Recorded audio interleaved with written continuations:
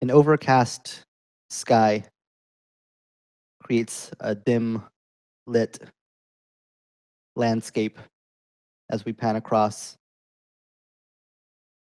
Huge ruins of cities, castles, fortresses, cathedrals, towns lie completely in waste and ruin, cracking and crumbling, look as if they could fall apart at a moment's notice. And as we move over this large cathedral and up the tall spire that comes up the top of it, standing over the rest of this city like a watchtower, we move into the topmost chamber of the cathedral at the top of this spire. We see a room lit only by a multitude of candles that are scattered throughout it.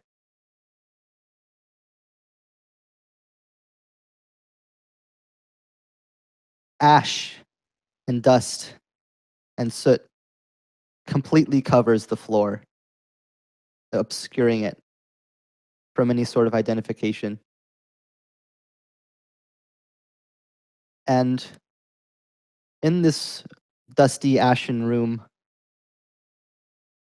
we see 4 bodies laying unconscious in the ash. One of them begins to stir slowly, as if waking from a haze.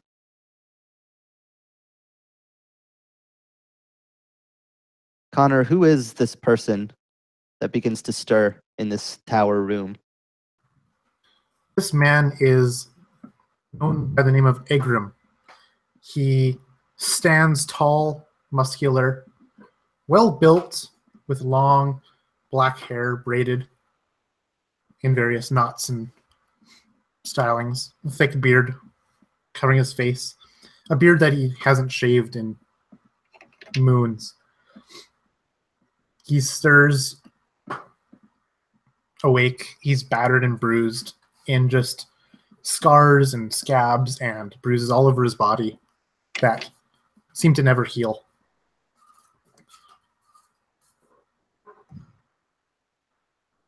And as Igram begins to stir and his eyes open in his surroundings, you would quickly come to the realization that you don't know where you are.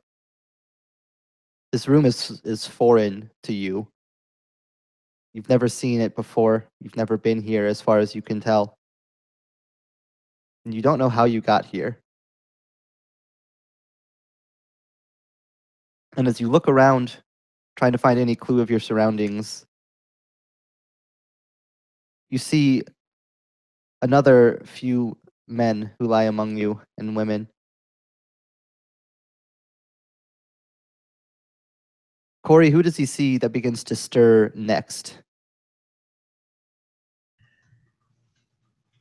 So he sees a man laying on the ground wearing a long cloak, the sleeves rolled up past his elbows. There's burn marks all along the backs of his hands and his forearms. They look old though, so they've healed a little bit, but they're still showing quite not thoroughly. You could see them very easily.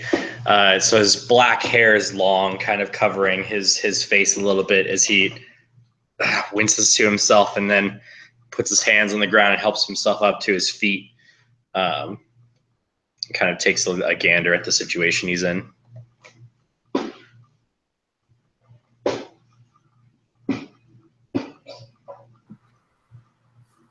Jeff, do we have our belongings? Yes, you do. I imagine that you would have. Go ahead. I imagine that as this The man is starting to stir. Igrum getting up to his feet, legs caked in this dust, and arms all caked in dust. He reached down to the ground beside him, and there's this long-fashioned spear. Immediately, he'd poise it directly at the rising form of the character that Corey described, and kind of just bellow out in a gruff voice, "Don't you dare move! Who are you?"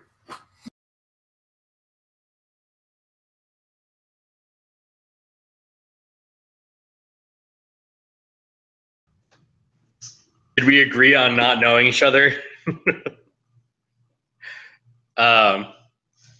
Yeah, so he would respond, I'm not your enemy unless you're mine also. Do you know where we are? What's going on here? How'd we get here?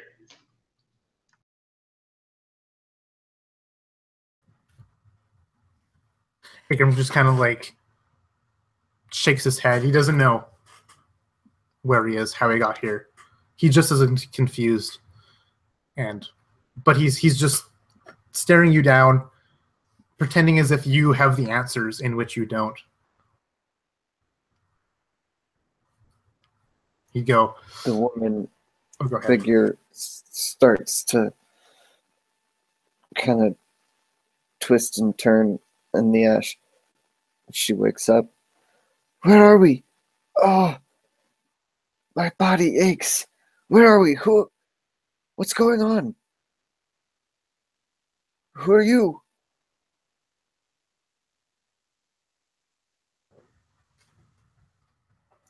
I'm Igrum. Ignatius. Did you bring me here? What are you doing here? What do you want with me? I don't want anything from you. I just want to know where the fuck I am. Igrum kind of realizes that the two people with him as well don't know where they are, how they got here. They're just as lost as he is. And he kind of steps back a little bit, eases this tension and aggression that he's kind of put forth. Step back, lowers the spear tip. So I don't know where we are either. What about this one? Did you kill him? Is he alive? Kira races over to this figure. Who is he? Shaking him. So the figure is a young man, skinny, and he's covered in soot and ash, filthy, with a tattered cloak and clothing. And as Kira shakes him, he groans and sort of starts to stir. He's got long, ragged hair and a nose that looks like it's been broken 3 or 4 times at least. And he groans and sort of slowly opens his eyes. Clearly a bit worse for wear than some of the others waking up, and sort of thinks he sees someone familiar in the face of the young lady shaking him awake. But then he sort of gasps a breath and looks around the room to see what the hell's going on. This candlelit room with 3 strangers. Where the hell am I? And then his eyes lock over at the tall, muscular man, Igrum. And he's panting as he seems to have the same look of recognition as he's studying Igrum across the room. You.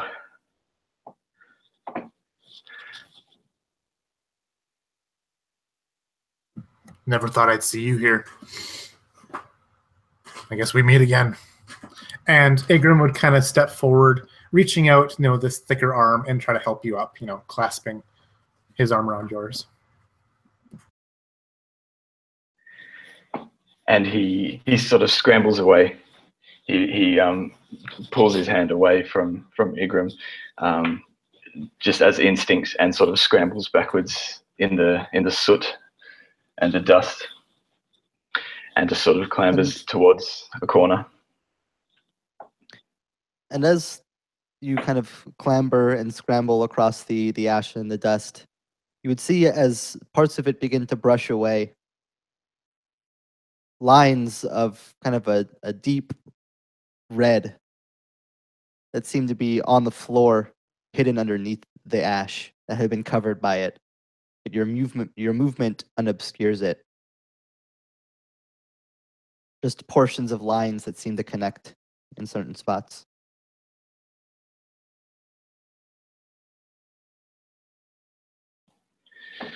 And maybe the young man's hand would brush on it, and he'd sort of notice and looking at the floor, is it sort of parts of it are now showing sort of across the whole floor? Does it seem to be a big sort of pattern? Yeah, you can see parts where you had kind of moved through the soot, scrambling away from Igram to a corner, just kind of patches of ash that had been kicked up from the movement, and lines kind of patterning underneath, mostly still obscured, but parts seem to be showing. I think, to be honest, the young man wouldn't necessarily notice that himself right now. Instead, he'd probably pull out one of his daggers as he's backed against the wall and holding it out defensively. It may be one of the others that notices the pattern as they're looking down.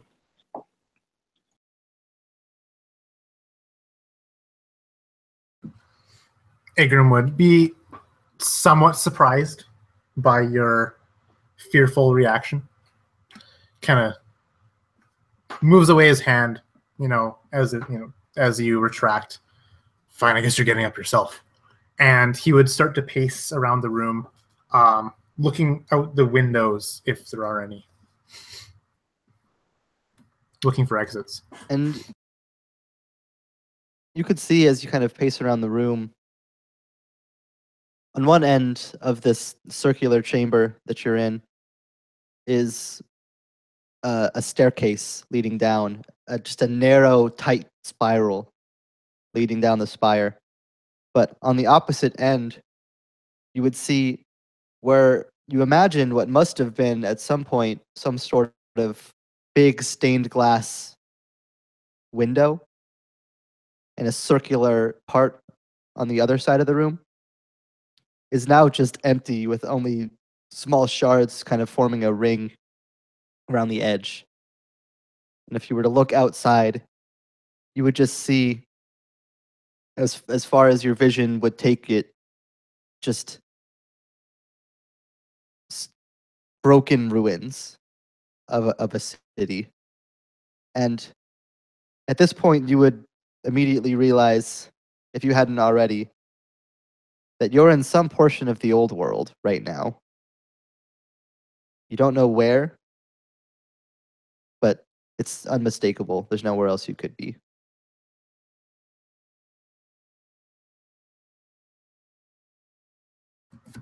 And Agram would go like, shit, we're in the old world. And kind of like grab, his spear and readjust the buckles that cover his body. He understands the old world is a dangerous spot. He looks out the window, sees he's on the higher stories, seeing the ground and the rubble below, and he just turns to his companion, or not a companion, turns to these people in this room with him, these lost souls, essentially. We gotta get out of here somehow. We're sitting ducks. Shit, we're in the old world? Yeah, we need to get out of here.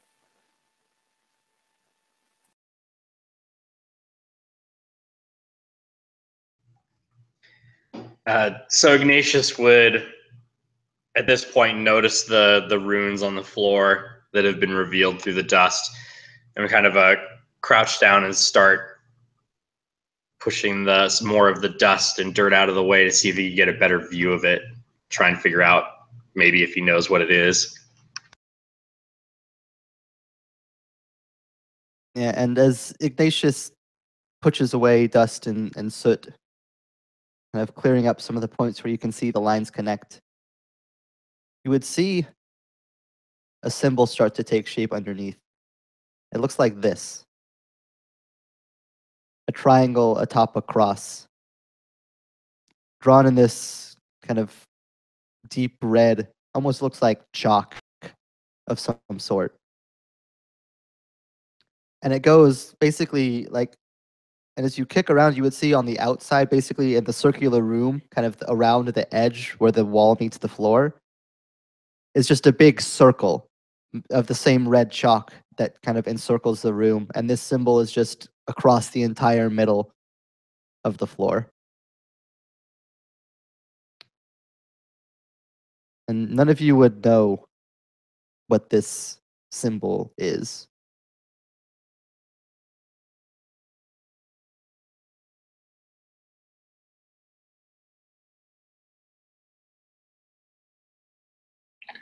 Perhaps noticing one of the others in the room, sort of staring or trying to figure out through the dust still partially covering it.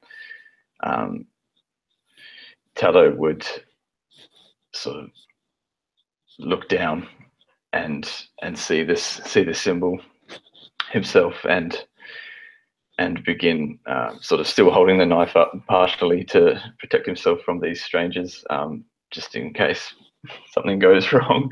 But it begins sort of brushing away some more of the thing, blowing on it and brushing it into the section that he's in, still trying to stay against the wall, but very intrigued by this symbol.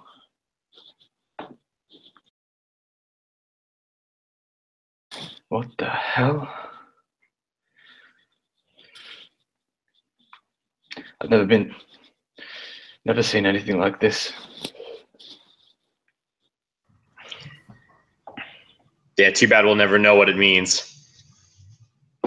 Do any of you remember what you were doing before you got here?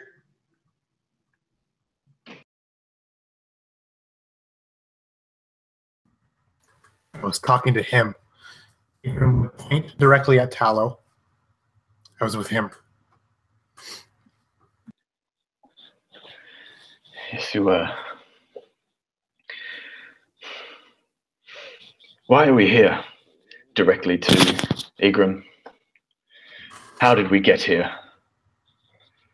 No more. You'd know more than I would. No. It was you and all your brothers, wasn't it?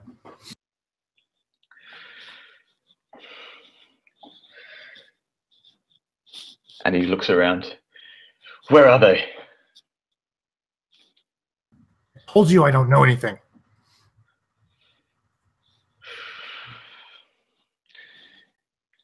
I think with this, Tallow would with one hand at the wall, the stone wall behind him, would sort of stand himself up slowly, still holding the knife out, and maybe start taking a step or two towards Igram, maybe starting to sort of realize that this may not have been his doing after all.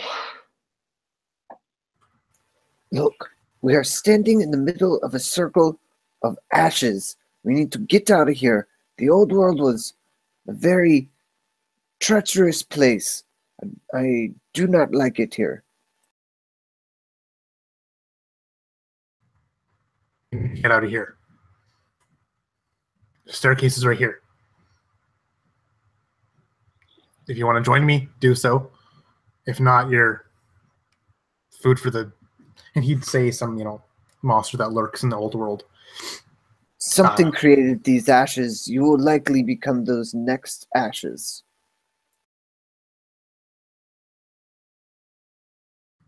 And as Kira says that, Igram, being that you had kind of moved closest towards the stairs, would hear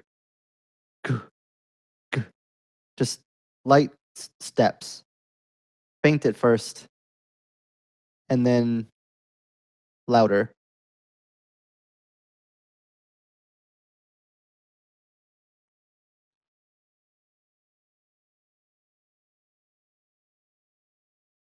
Coming up the steps. I think immediately Igram would kind of tighten his grip on this spear he would fumble at his belt and feel the hilt of his sword, and he'd put his back up to the side of the wall, to the side of the staircase, and kind of mutter to these people, "Shh, we're not alone," and kind of get out of sight from anyone ascending the staircase. Tallow would instantly try to find a place to hide in as well, even somewhere to sort of crouch in or crouch behind or under. Is there anything in the room, or is this like a completely empty rune-scribed room? So you can see like small pieces of wood and stone as if stuff had been here at some point. But other than a couple small fragments of that sort, it looks like it's basically been cleared out. All right, so Ignatius would stand in the center and say to everybody, there's no use trying to hide. We're going to face whatever this is head on.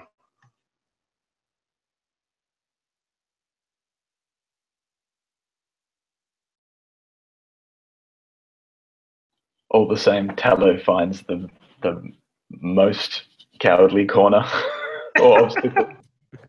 And yeah, just does his best to be the last one to be seen, basically, if nothing else. Igrim would look you in the eye, Ignatius, as you say that, like a kind of an affirming look, like as if he trusts what you say, like he agrees with what you say, like that is that is a man that he wants to be around, kind of thing. It's like he kind of gives you a nod as you say, we need to face our problems head on. He just gives you this nod, silent but nonetheless affirming. Yeah, and so Ignatius would raise his hand up in response and kind of put one leg back as he readies for whatever's coming up the stairs. Easy, Firebrand. Something wants us here. If it could knock us all out without us knowing, it can likely do it again. But this time we know it's coming.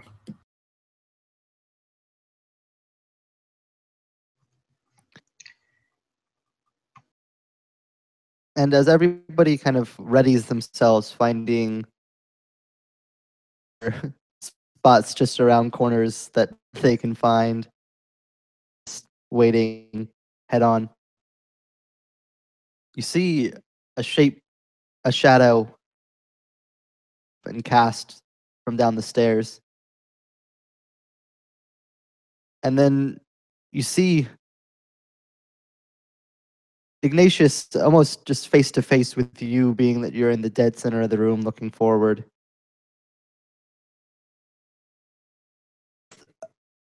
Human in shape, almost exactly. But it seems to be made of smoke and shadow itself almost. This kind of eerie, hulking form, this kind of husk of a person. And it looks at you almost like a zombie would look at you, with just this kind of unconcerned confusion.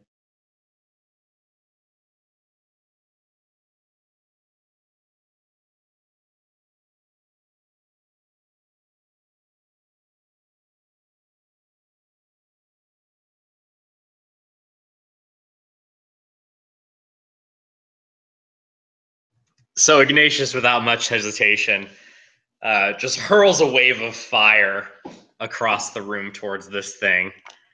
So makes a dex save of 13. It fails. All right, so these flames just kind of like expand towards it and envelop it, causing 7 fire damage as they wreathe around and then disperse. And as the fire wreathes around and disperses, when the fire vanishes, shadowy figure on the ground where it had been standing is a mixture of ash blending in with the ash and soot that had already been on the ground.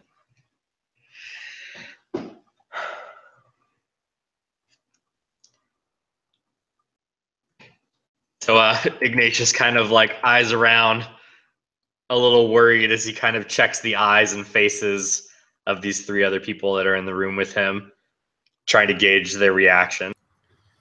Yeah, and Ignatius would notice that the spear tip of Igrum has gone from being at his side and kind of poised to ready whatever approaches down the hallway, the doorway, to directly pointed at you in this movement, in this gesture. Let's get the hell out of here. I want to, I have rope on me, so I'm going to try to see if I can, like, tie the rope off and maybe toss some out of the... How far up is the window from the ground? This cathedral is huge, and the spire is 2. So you're like hundreds of feet Is off the ground. Is there like a window down below? Can I look out of it and see a window down below? So if you were to look down, you would see probably about 100 feet down, another spot where a large stained glass window would have been, kind of at the base floor level, like on the upper area of the base floor, kind of the main chamber. Okay, that's not going to work.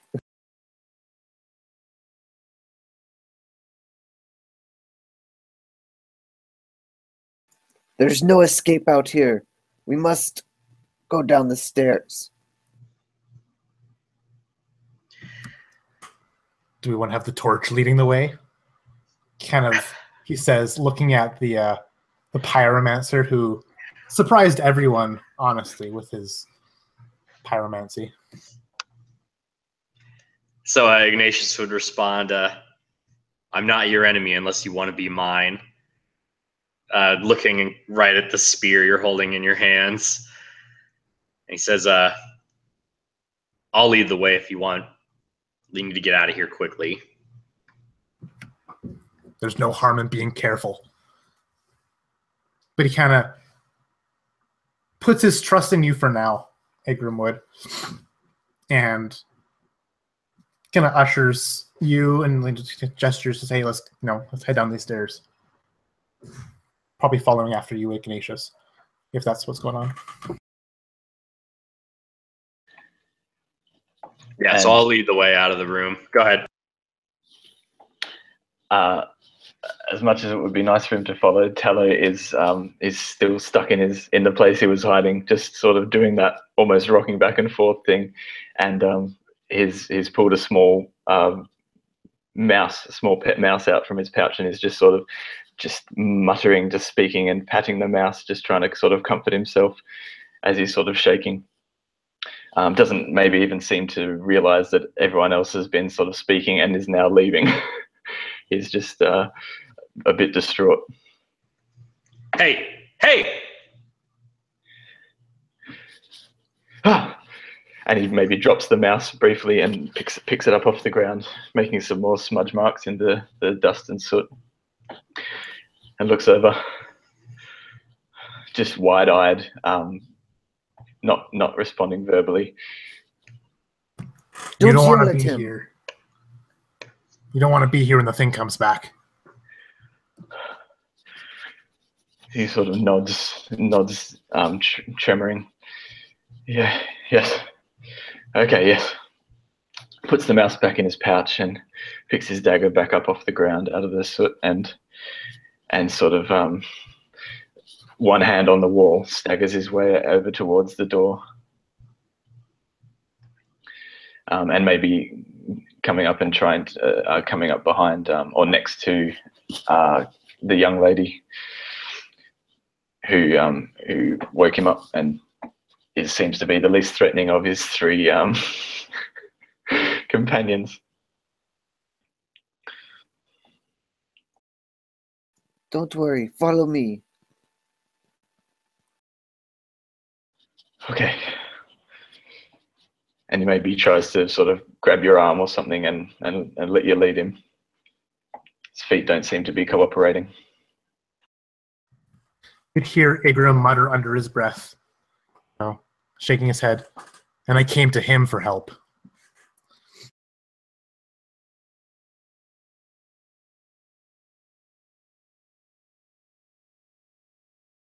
He doesn't hear. Doesn't register. And as Ignatius begins to lead down the steps, followed by Igram, then Kira, then Tallow, the tight spiral winding down, seemingly for ages, in almost near darkness, the little bit of candlelight and the tiny bit of sun coming through the overcast sky that you could see in the top chamber. It's not quite as clear in this winding spire as you descend.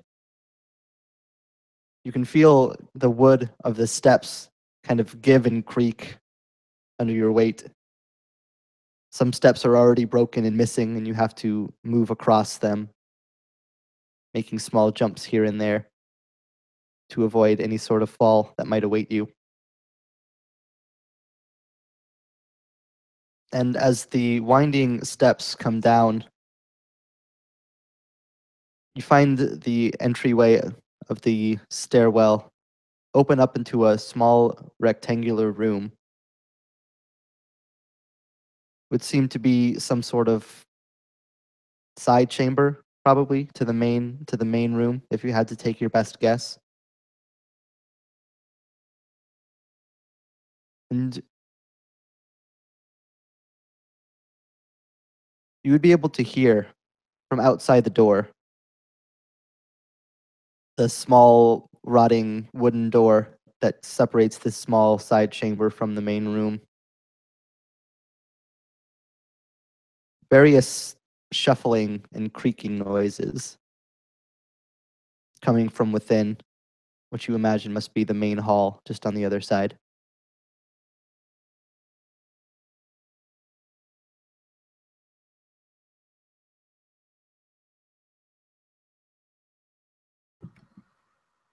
Igram would kind of like lean closer to Ignatius because they're close behind, kind of whisper so that he would hear.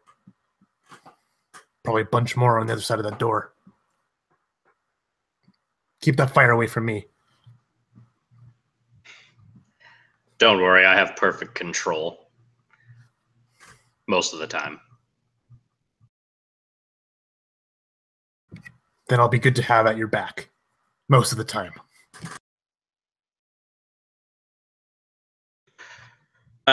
So Ignatius would take another look around. There's like no other way except going through this room or through this door. Unless you want to try to break down a solid stone wall. Got it. That would seem to be the path. So I guess Ignatius would turn to the rest of the group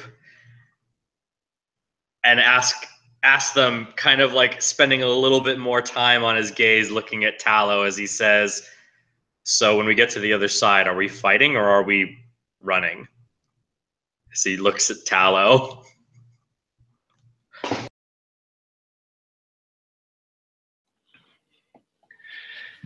If there's more, you can fight them. We need to get out. If that means fighting, I just want to get out of here. Yeah. Igram would turn to the woman, Kira, and he would ask her, do you have any way of defending yourself? I can defend myself just fine. Don't you worry. And she'll pull out her rapier. Very well. He looks to Ignatius, kind of just gives you a nod. You can see his white knuckle grip on the shaft of this spear he has in both of his hands.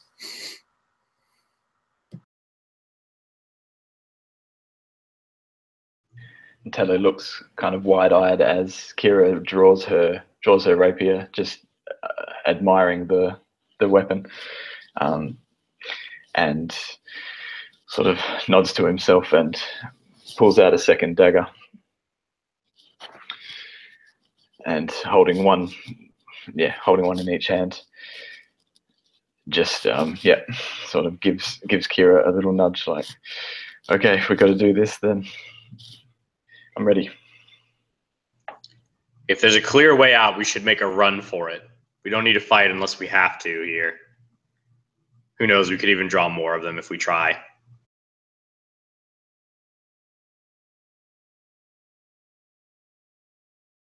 Agreed. So who's first? You know what they always say? The light will guide your way. Why don't you get a torch?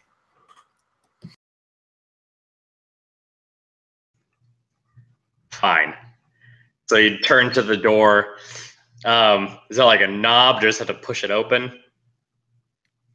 Yeah, it's just like a small, regular wooden door. The wood is kind of warped and rotten from age, but it's pretty basic, standard fare. Okay. So Ignatius would just throw the door open with a reckless abandon and then step into the room, taking sight of what he's got to deal with here. So as the door swings open, you see that it leads out into what must be the back end of this cathedral. So you can see the wall, the back wall on the left. Various altars and different panelings kind of dot that side of the room. And you would see, kind of as you scan outside, at the very back of the room, on the back wall, huge. This room is quite large and it goes up quite a ways, being a cathedral of this size. But there's a statue that's been kind of set into the back, kind of carved along the back wall, leading down into the ground, almost up the entire way of the cathedral. And it's an image of, it looks like a knight in armor, full plate mail armor. But there are chains wrapped around their arms, which kind of hold them up. And the feet, the way that they're carved in, kind of lift up off the ground as if they were hanging by these stone carved chains. Just this huge kind of statued form. And you're not quite sure what it's supposed to represent, but clearly it was some important symbol to whoever built this place. Kind of as you kind of go to step into the room and scan further as you go out of the door, you see another probably 4 or 5 of those shadowy creatures that you had seen stumble up the stairs moments earlier. And as soon as you pass through the frame of the door, you just feel their empty gaze, all of them, turn and look at you. And we are actually going to hop into initiative order here that we rolled. And Tallow, as you guys have kind of followed Ignatius out into the main chamber, you're at the back of this huge cathedral hall. A couple of these shadow creatures have begun to stumble towards you, seeming intent on closing the gap. What would you like to do?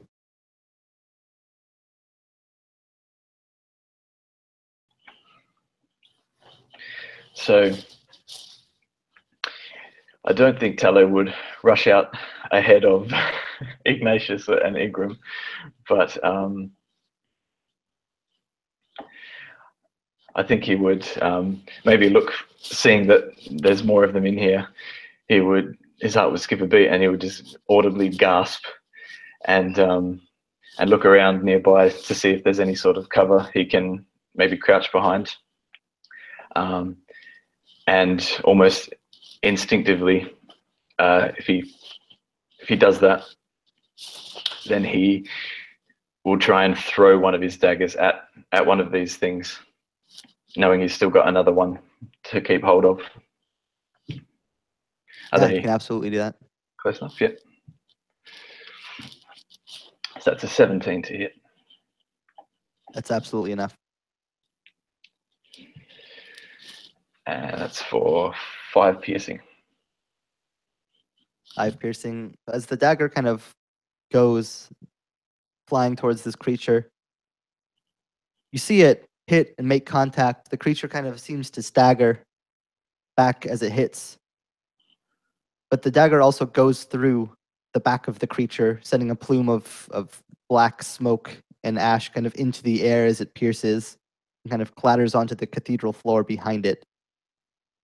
You can just see like the hole that you had put through the creature, kind of wisps of smoke, almost as if it were burning, kind of pouring out of where a wound would be, but there's merely empty space.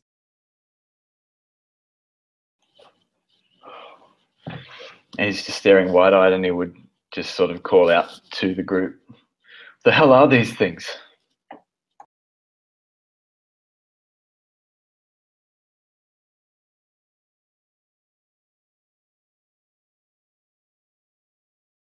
And just stay sort of crouching if he's got some partial cover. Yeah, you still have the doorway that you just came out of right behind you, so you could easily kind of duck back behind it and gather some cover. Behind As that, Tallow yells out, Shakira. "What the hell are these things?" Ignatius. He'd respond, "They're creatures of the darkness. You need different kinds of weapons." As he'd run forward, so how grouped are these things? Are they spread out? Are they all together? So there's two that are fairly close to you, probably about 30 feet away. One of which Tallow has just pierced with a dagger. And the other three are kind of scattered out through different portions of the cathedral. Two are probably Okay. about 60 feet away, one just outside of that. So Ignatius would run forward and then wreathe his hands and forearms in flame, touching his palms to the ground as he like approaches and runs up to these two that are together. And he would yell, "Ah! Ah!" as the ground around them would be littered with a small flame. And then he would scream, "Ah!" as the fire ignites on his arms, and this just cube of flame erupts from the floor, kind of like wreathing up and doing 5 damage to each of those creatures. And the one that Tallow had pierced up immediately in that same smoke and ash and soot that you had seen before. The other form clearly burns underneath the weight of this fire magic, and the smoke as if it had caught on fire itself. And you just kind of feel its empty, kind of yellowish eyes peering from behind its smoky form. Just kind of looks at you with this weird blank void stare as the smoke plumes off of it.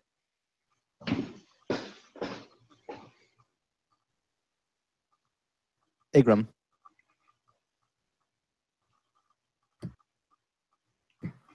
Igram sees the torch go ahead and make this plume of flame, singeing and scattering and burning these shadow beings. He kind of like shield his eyes from just this bright light that's cast off from this flame. And maybe even like the hairs on his arms kind of singe a little bit from the heat. And he'd kind of, as this finishes, he looks around the corner to where the entrance to the cathedral is. What's the status on the entrance? Is it caved in? Is it intact? So it is intact. You can see the huge arcing wooden double doors currently closed at the front of the hall, probably about a good 100 feet away from you. And there's still Not plenty, and there's still plenty of these shadow beings in the way.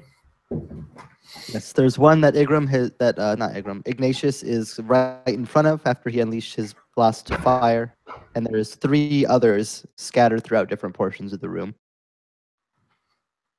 I feel like as the creature reeled back in the flame, Igram kind of run up to it putting the spear up above his head, both hands, and just charge it and just try to pierce it, coming up alongside Ignatius.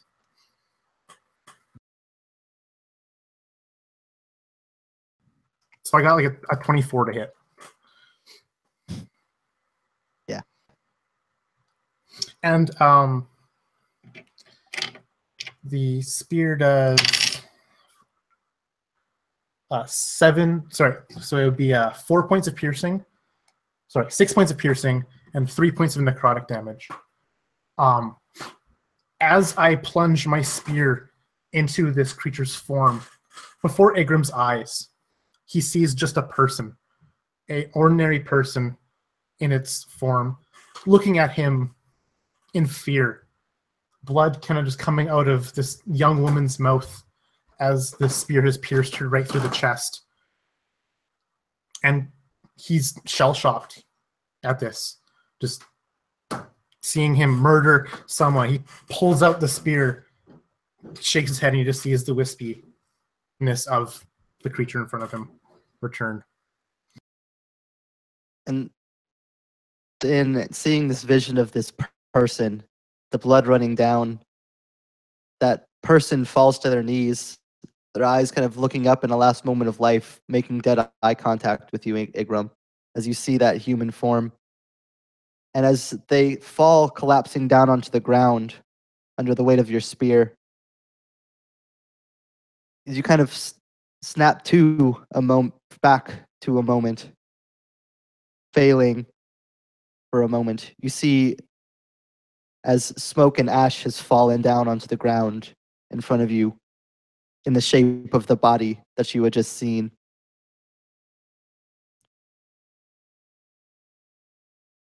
And Ignatius, as you kind of look up from this, from the smoke clearing from your fire and from Igram beasts, you see that two of them have begun to increase their stride as they move from a shamble into a short run towards you. One of them goes to swing at you with its shadowy claws. You barely manage to move out of the way. But just as you kind of get out of the way of one, the other one moves right towards you.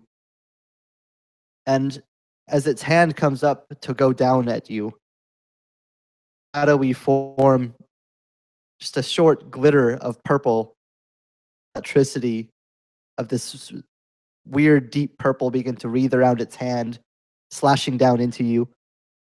You feel this blast of electricity burst through you.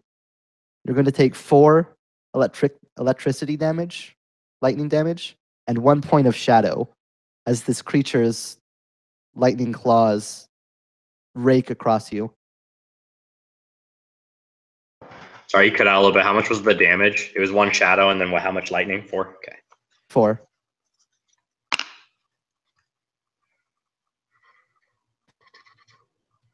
And then, Kira, you've just seen this creature approach Ignatius with this lightning-wreathed hand claw at him, finding purchase and sending a jolt through him. How does Kira react? So Kira's kind of been watching them, and so these creatures move, and she's watched how her companions have dispatched of them so quickly.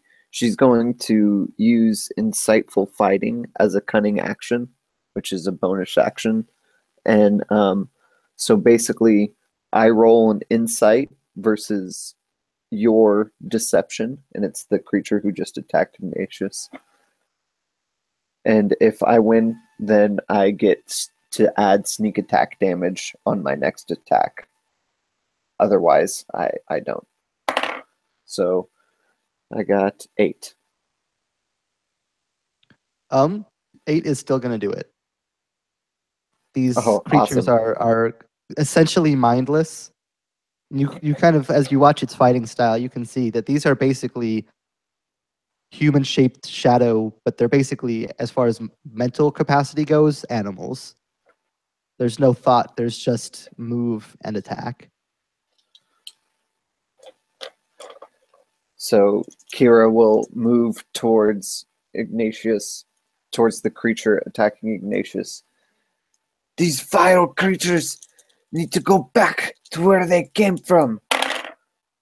Oh, fuck. I rolled a 1.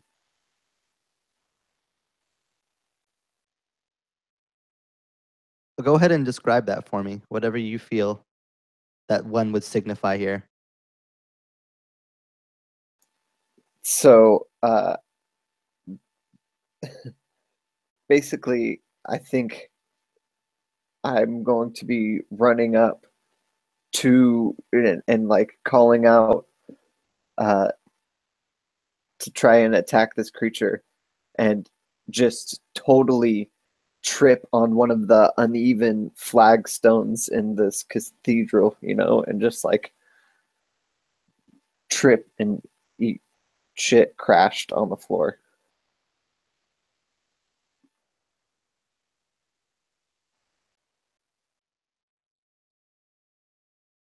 And as Kira trips on the crumbled floor, perhaps not used to working in such uneven conditions,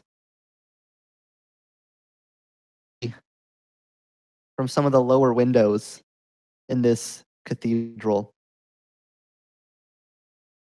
3 more of these crawl over and fall in to the cathedral and begin moving towards you. There's now 6 of these creatures in this room, all making their way towards the spot where you guys are gathered at, towards the back. One of them is still right in front of you, Ignatius. 2 that just attacked you. Tallow, you're up.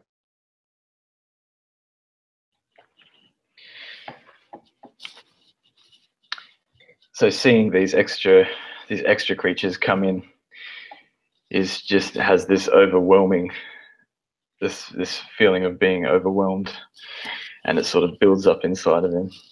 You know, that feeling where it sort of washes over you, like this strange inner warmth washing over you, but an unpleasant one. And seeing Kira run and trip over near these creatures, who calls out to her, "Get up quickly! They're only shadow, but they can hurt you.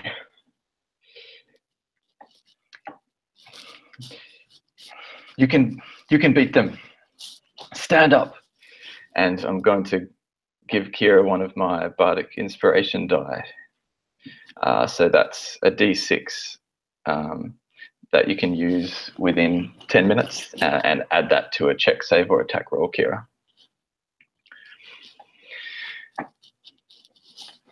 And then,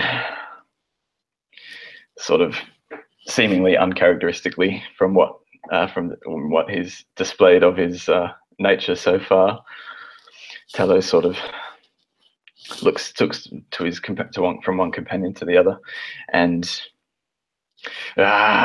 runs out from behind his cover, and runs out, basically trying to runs out right towards some of these creatures, and basically so that he's far enough away from some of his companions, but standing right in front of or right next to a few of these creatures if he can, and sort of muttering to himself as he goes out and waving his dagger around. And as he gets right next to them, he'll stomp his foot on the ground. As he gets closer, he's stomping and stomping, and then as he gets right next to him, it's this tremendous stomp, and the ground starts to shake a bit as he casts Earth Tremor as a first level spell. So it's a 10-foot radius out from myself, and it's a Dex saving throw, DC 13, and if they fail it, then it's 1d6 bludgeoning damage and they're knocked prone. And if there's any loose earth or stone, then it becomes difficult terrain until it's cleared. So one fails and one succeeds as two that you've kind of moved towards. The shaking sends one off of its feet into the cracking stone below. As it shakes and becomes rougher and rougher to traverse. The other one stands its ground. So that's 3 bludgeoning damage and knocked prone.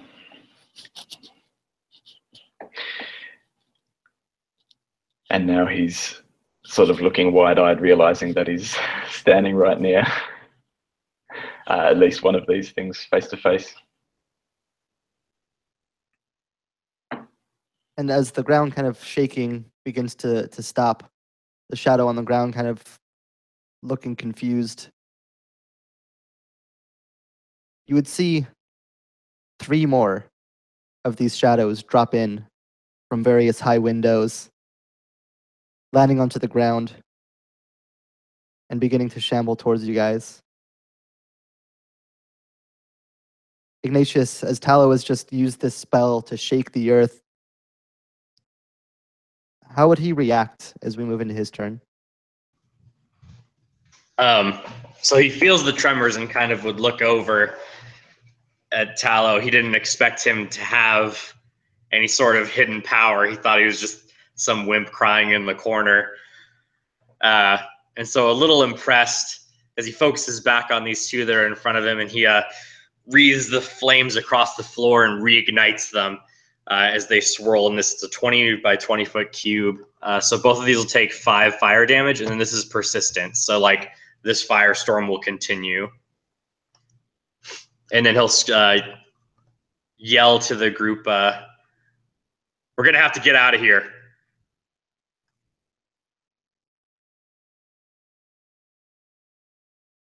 Yeah, Igrum would yell back, "You're fucking burning the place down!" As he kind of, leaps aside from the swirling firestorm that you just conjured up.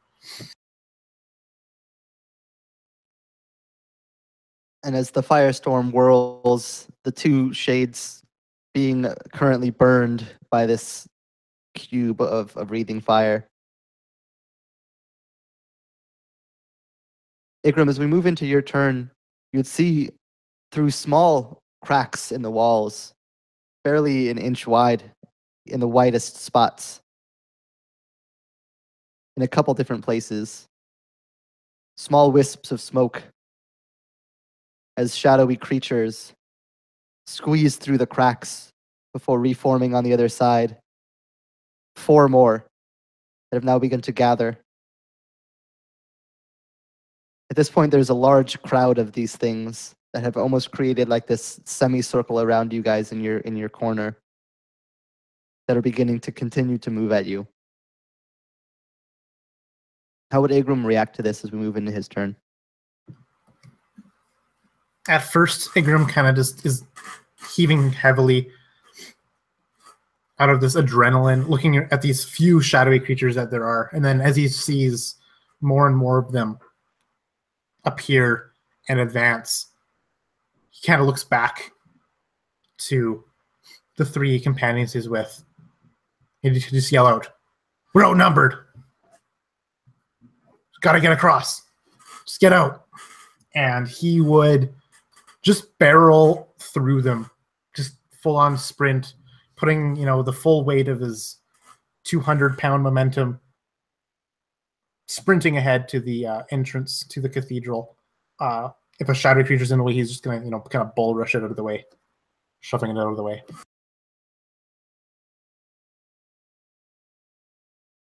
So as Igrum begins to sprint, you're going to run through about 3 or 4 of these things if you're just running straight towards the door.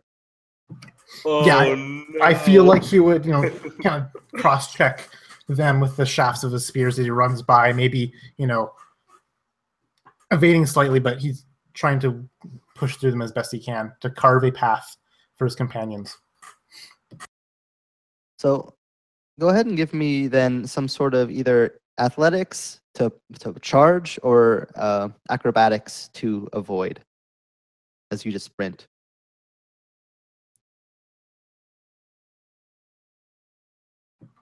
And I get a 18 on my athletics, just to shove them out of the way.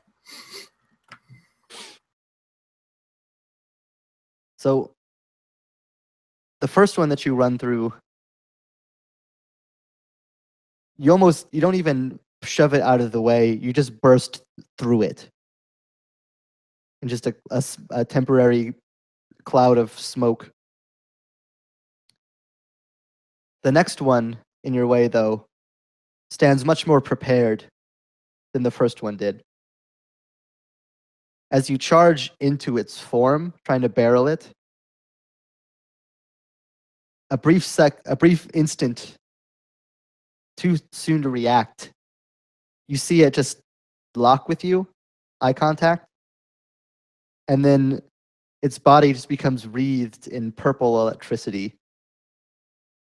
As you burst headlong into it, you have no choice but to run straight through this cloud. And you will take 8 lightning damage and 1 point of shadow. As you just become wreathed in this temporary purple shock. Seems to shock not only the body, but the soul as well. As you just charge through.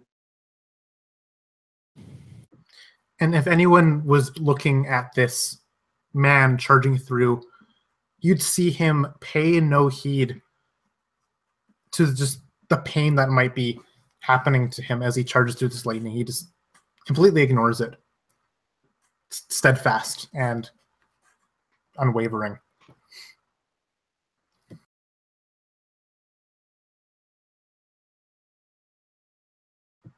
And basically I'm just doing my full movement that I can. You dash action, whatever, shoving, and that's the extent of my turn. Yeah, that'll put you about halfway to the door. And as Igram just sprints, like his life depends on it, barreling through different shade forms, bursting through them like clouds, becoming wreathed in the dark electric energy that comes off of one of them.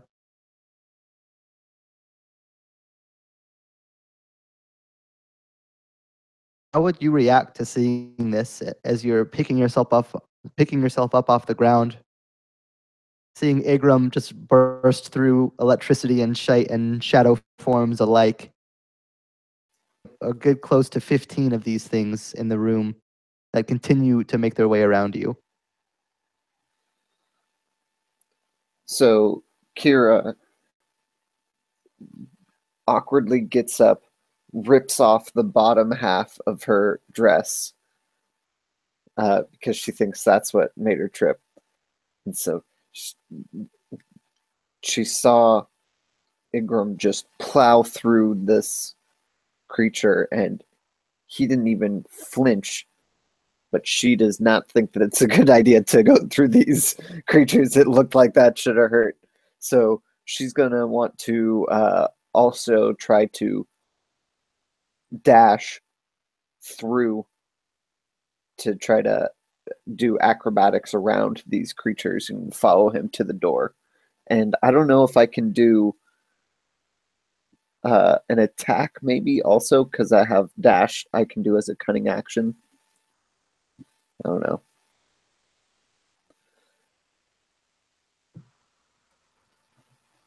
You wanted to run up and attack one first, and then continue past with a cunning action as a dash. You could do so. There may be opportunity attacks and checks involved with that, but you absolutely have that ability. Okay, I would like to do that then, and I want to try to run up and attack one that is within 5 feet of another one so that I get my sneak attack damage. Yeah, the only ones that are within 5 feet of a party member would be the ones that are in Ignatius's flame cube. So you could definitely stab in at one of them and try to finish it off without getting in the fire. That would be the one that you would have to go towards. Never mind. I will I will do a different one as I'm running towards the door. And then 20. Absolutely hits, yeah. For 11 damage. Absolutely. What does it look like as you destroy one of these forms? I just skewer it with my rapier right through its chest, and it kind of just like falls around my fist, and I'm like, ugh! And then I just want to like bolt for the door using my cunning action dash action. Absolutely. And as you run past, trying to weave in and out of two of the shades, they will take swings at you as you run, trying to escape. One of them missing. But one of them charges forward at you, grasping with both claws forward, lightning wreathing around them.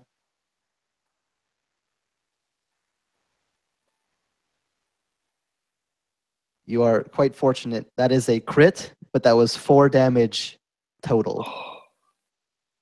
As lightning energy wreathes around you, you can feel your muscles start to seize up from the shock, but not so much that you are stopped in your track.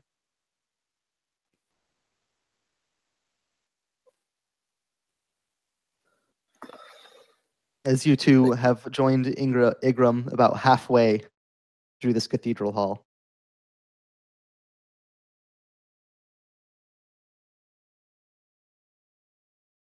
And as you sprint, quick scan as you run to make sure you're not going to hit anything,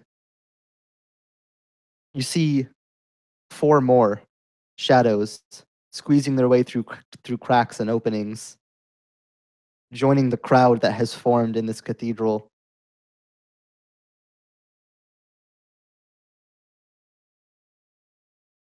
That will take us back up to the top as Tallow. The numbers just seem to grow and grow, despite how many you cut down. You see 2 shades real quick, the 2 in Ignatius's firestorm, just completely incinerated into a pile of ash. But there's many more where those had come from. So Tallo's response with fight or flight is usually flight.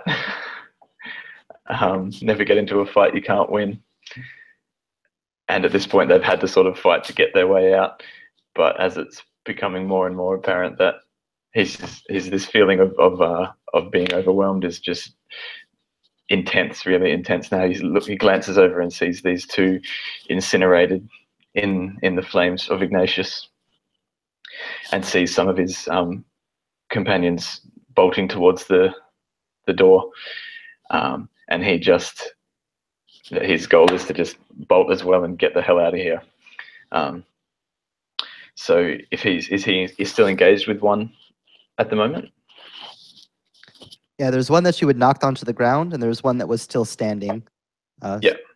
So there's one that's still kind of right there with you.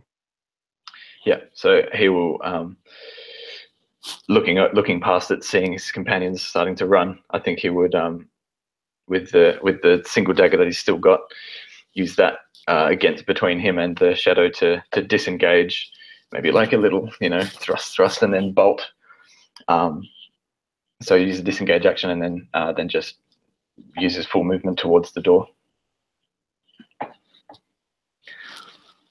Absolutely. And you would file in still a good distance away from your other companions who had been sprinting, not taking the time to fend off those who had been right there. But you do make your way, avoiding the shades as you kind of force them back with swings. And is it Ignatius that's still behind me, or? Yep. Yeah. Yes. I would say as he's dashing, he would use his bonus action to call out some words of inspiration to Ignatius as well. Maybe not so much inspiration as just can play with fire another time. We need to get the hell out of here. And so you can take a D6 as well to add to a check, save, or attack roll in the next 10 minutes.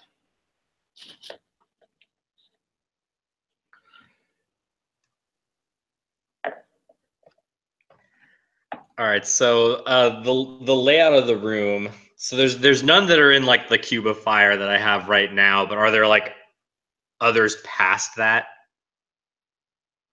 Yeah, so there were a couple in the cube of fire. They have all since become incinerated. But there's, I mean, these things are basically quickly filling up any empty spaces on your half of the cathedral. Okay, I see. So And then how far away is the door? 120 feet from the back, which is where you are still at. Gotcha. And how far away is the rest of the group from me? They're like halfway there, like 60? Igram and Kira are halfway. Tallow is about 30 feet Oh, ahead of jeez. you.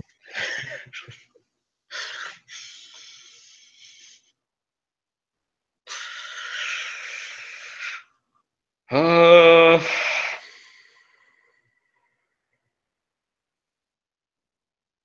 man, what would he do?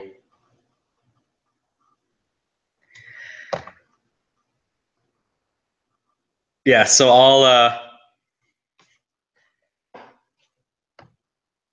are there a bunch between me and Tallow?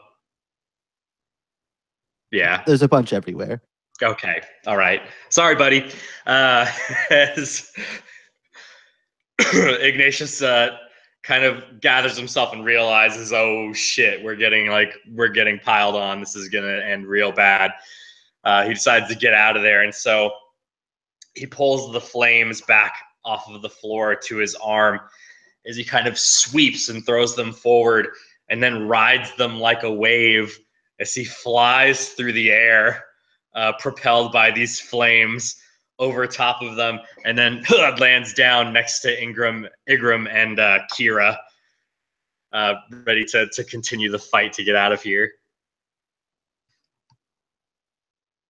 And Tallow is just watching. He's been wide-eyed quite a lot this encounter, but he's just dumbfounded watching Ignatius just surf past on this flame wave.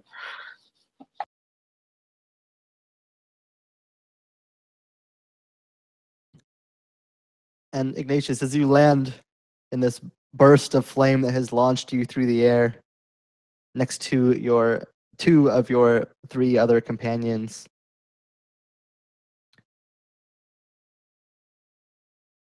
I need everybody real quick for me to make a wisdom saving throw, DC 14.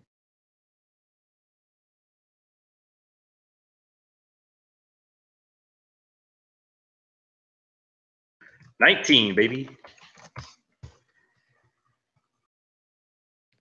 Yeah, 17. So the room falls completely silent as a huge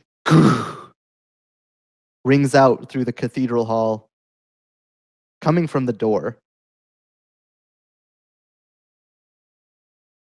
The three of you are kind of stopped by the sudden noise, and every shade in the room freezes and turns towards the source of the sound.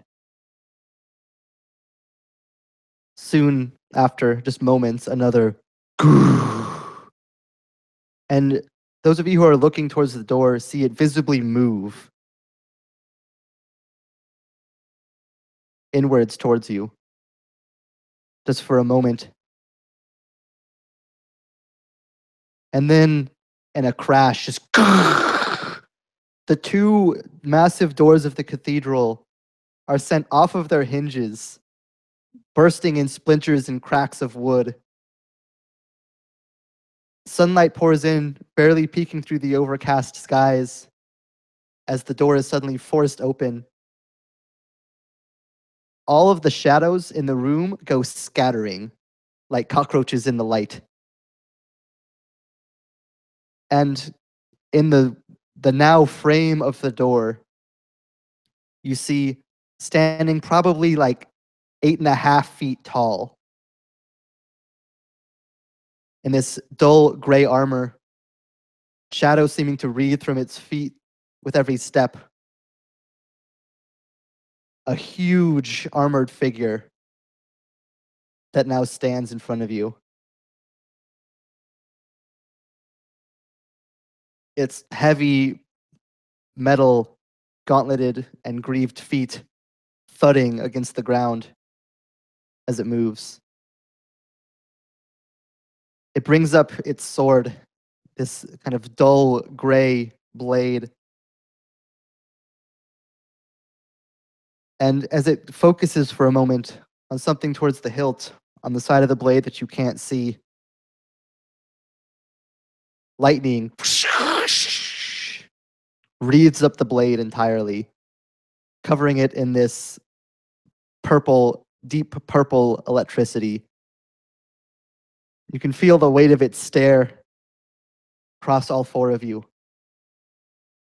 Everything else in the room is scattered through windows too high for you to reach and cracks too small for you to fit through. Igram, what do you do? And everybody who failed their wisdom saving throw is going to gain 2 points of shadow as this creature just emerges. Just you can feel its weight kind of bearing against your soul as it enters. And as it enters, I imagine that as I was pushing past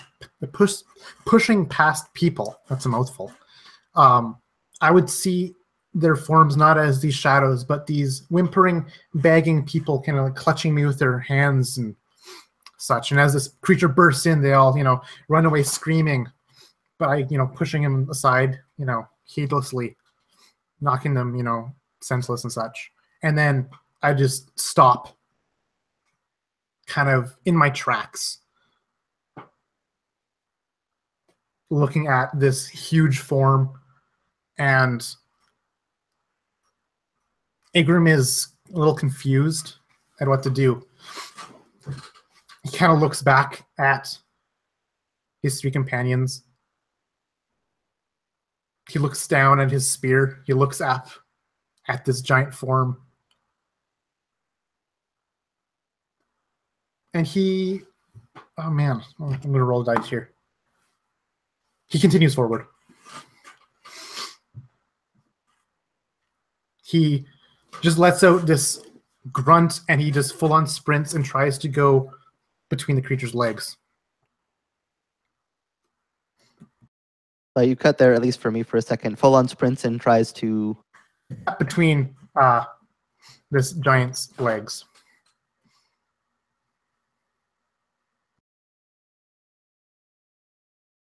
Go ahead and give me athletics or acrobatics then.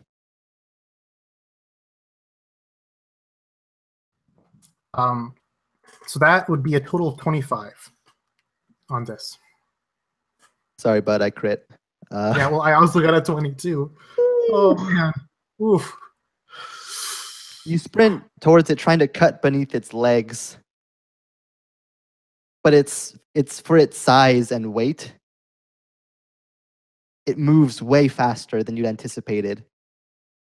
Instead of cutting between its legs, you cut right into its foot as it kicks you in the face with a front kick.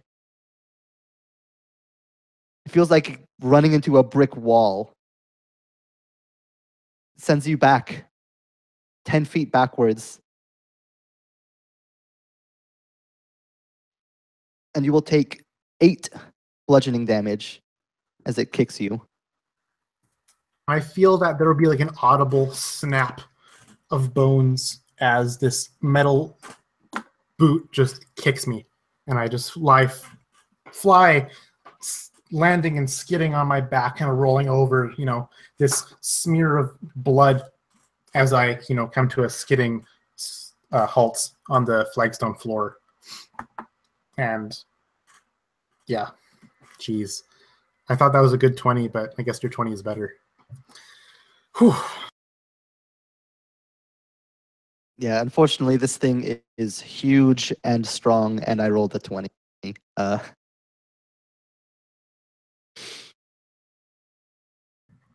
So as Ingram just goes, sorry, go ahead. I was going to say, do I have anything left in my turn, or is that basically just, that was it? I'll say that you can stand up and try to take an action from where you're at if you'd like. But that's gonna do most of it as far as like movement goes.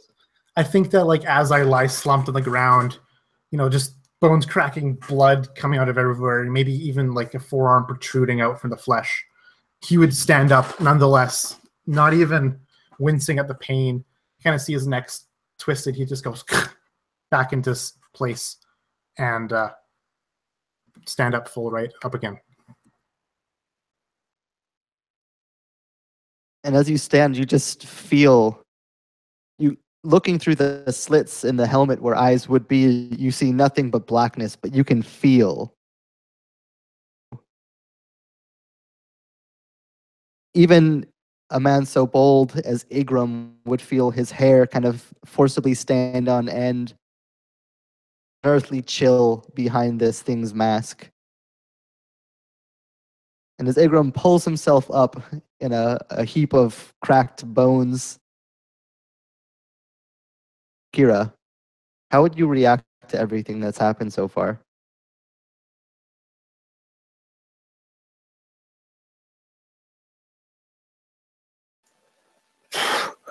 Oh man.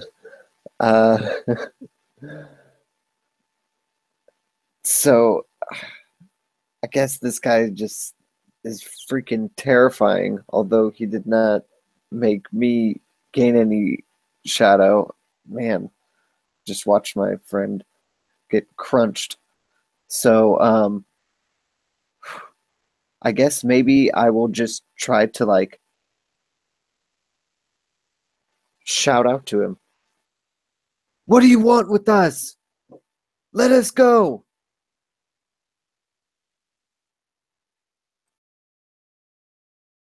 As you shout, you see this faceless head turn towards you.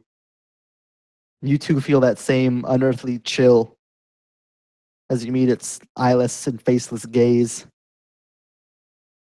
But that's its only response. Just looks you dead in the eyes and stares.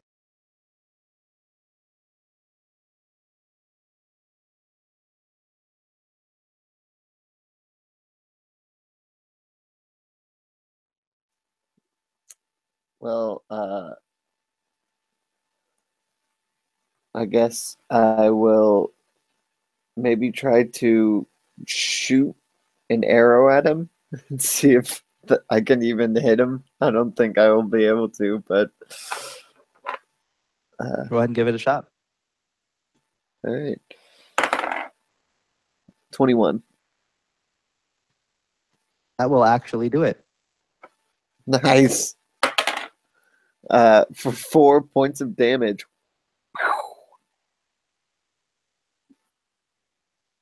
This arrow is loosed, flying towards it. The small gaps in its plate armor, managing to pierce into it. As the arrow kind of sticks out between the joint, it makes no stumble or flinch. You just feel it continue to look at you. I'm warning you. Let us go.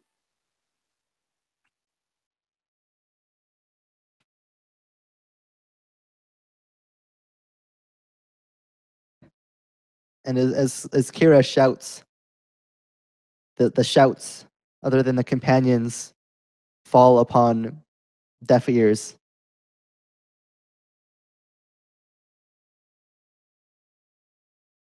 Tallow. As Kira fires this arrow, it sticks out of the armor, but the creature is unmoved by the shouts or by the shot.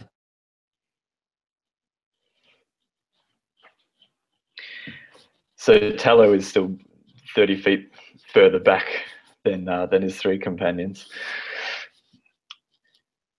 And so he when he saw Igram race up and try and duck between its legs and just get destroyed,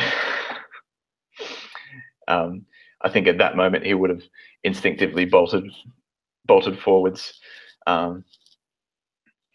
and so using his full movement, he would catch up to Or it would be halfway down the cathedral hall now, and that'd be 60 feet away from the statue, from the figure. Is that right?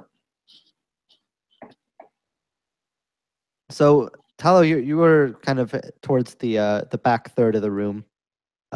This figure is right at the front door. Yeah. So if I use my full movement, 30 feet towards it, would I be 60 feet away from it? Yes. From the front door? Yeah. Yep.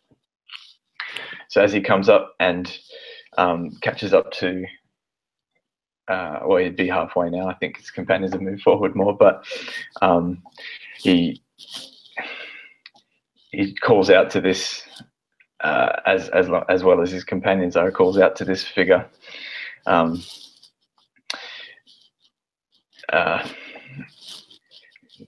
Calls it just basically, I'm casting the cantrip Vicious Mockery, so I think he would just call it like a bucket of rust, or just something very petty, pitiful like that, but laced with some subtle magic.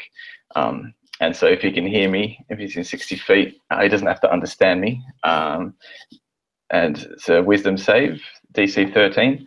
Otherwise, it takes 1d4 psychic damage and has disadvantage on its next attack.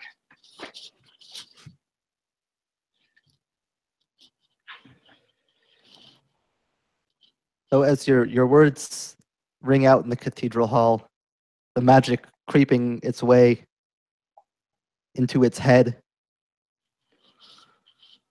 it just continues to stare blankly. It looks right at you as you speak, but there's no sign of response. There's no sign of motion. As it brings up its sword, kind of poising to move. And Talo didn't necessarily expect anything to happen. He's not fully really aware of his magical abilities, so he probably just sees that as calling out to it, the same as his companions have been.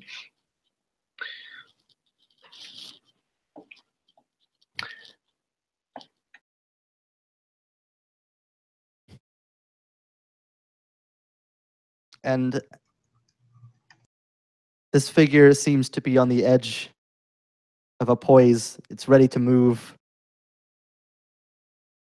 But before it does so, Ignatius. So Ignatius realizes that there has to be more to this creature. He must be incredibly powerful, and so he looks into the shadow to gain purview to its power. As he holds his hands out, they're still wreathed in flame, as his eyes turn completely black, and so does the fire around his hands. As he sees the terror, or as he comes to understand the strength of this creature, and it purely terrifies Ignatius. And becomes convinced that this is not a battle we can win. As he kind of lets out a slow whimper from his mouth. The flames turn back to that orange and yellow color. His eyes stay black as he holds his hand up and shoots a beam of fire at this thing. So it makes a Constitution save.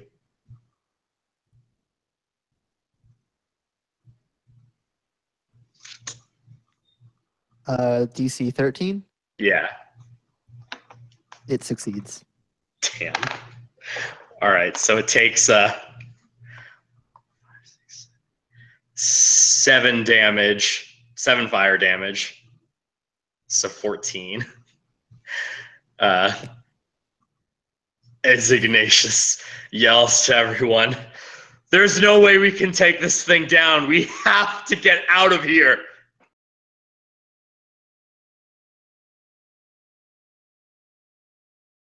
And as the fire hits this creature's armor, you can see smoke and wisps of shadow kind of pouring out between the cracks of the plate. And it actually turns its gaze right to you, Ignatius, after seeing the wave of fire point towards it and come directly from you.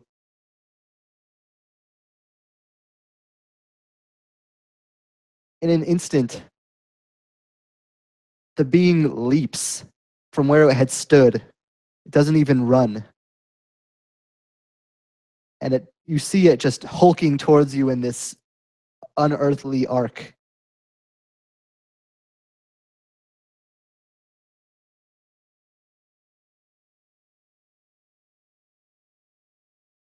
And you will take Oh god. 15 damage. 7 of that is slashing, and 8 of that is electric. As it just lands in a huge arcing jump, slamming down. The sword not even cutting, but just knocking you to the ground in a blow. This is now just hulks over the top of you, standing a good 2 feet taller than you. Oh god.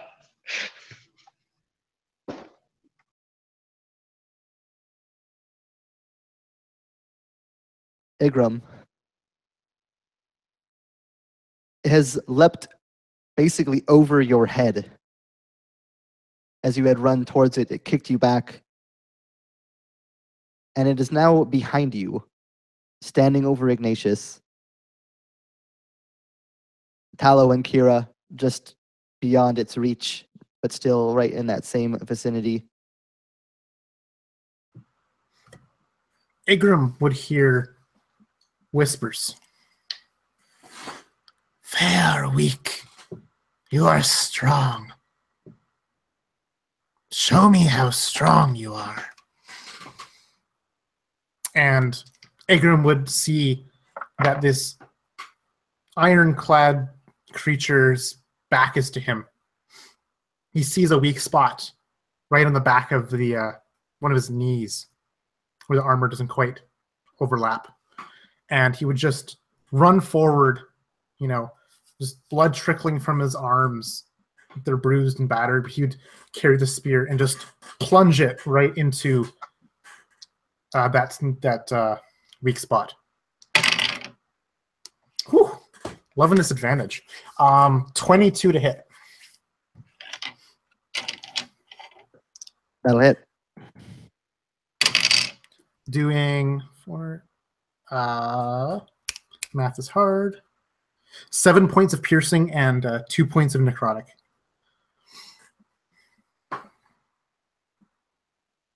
As you pierce in through the armor with your spear, you feel the spear repelled. You feel it make contact. You can tell that it did some amount to it. But you can almost feel a pushback as your spear is sent back out of the back of this thing's knee where you had stabbed. As it takes 3 piercing damage.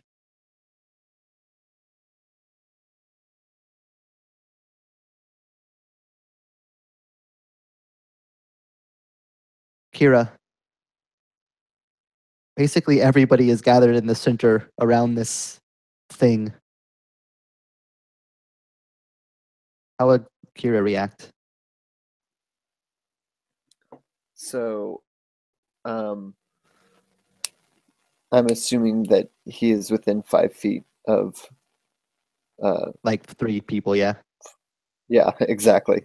So, I am going to drop my short bow, pull out my rapier, and try to just jam it into one of the open spots in the back of his armor.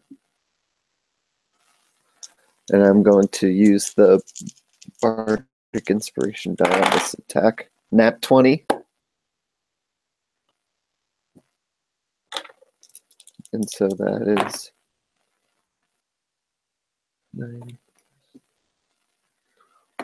You just do everything and then ×2? Oh, for a crit? Yeah. Yeah, roll all of your damage. Mhm. So sneak attack, regular attack, add your modifier, and then whatever that total is, double the entire thing. Okay, so 24 damage. I just So- leap onto Yeah. the back of this huge creature and just jam my rapier in like the kind of empty spot underneath his arm. All I can see as he brought the sword up. And just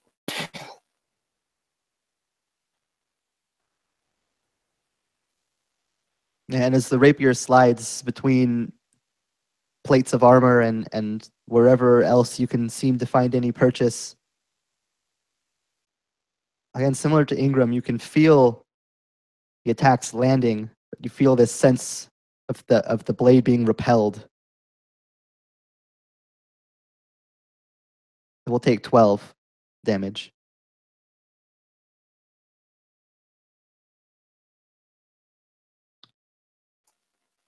Tallow. Kira has just jumped onto this thing's back, stabbing it. Ignatius is basically forced to a knee under the blast of basically nearly being landed on.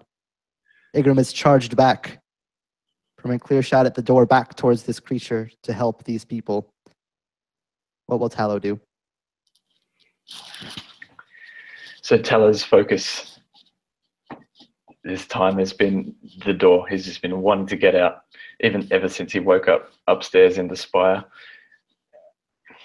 Just wants to get the hell out and get his bearings and get the hell out of the old world. Get somewhere where it's some semblance of safe. And he seems to have this crossroads option again. Glances at the door, but seeing that Igram had come running back and that Kira and everyone are going to town on this thing, he will help people that are helping him, despite his otherwise cowardice in a fight he thinks he can't win. So he runs in right up next to Kira or Igram and tries to plunge his dagger in, again, sort of behind the knees, similar tactic to Igram's. And that is a 9. 9 to hit. Yeah, you try to get in between the plates and gaps in its armor. But at this point, with kind of so many of your teammates kind of scattered around behind it on its back, and it kind of trying to move to get them away, you just can't seem to find an opening. And as you think that you have a decent gap that you can swing in to take a stab at, it moves right at the last moment. Your weapon kind of clinking off the different curves on the plate leg.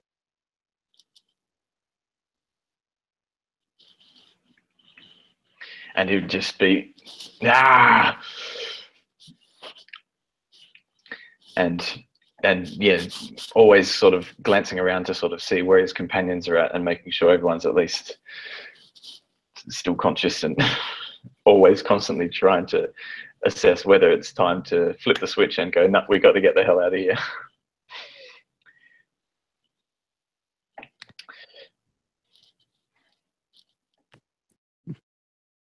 Ignatius. Oh God.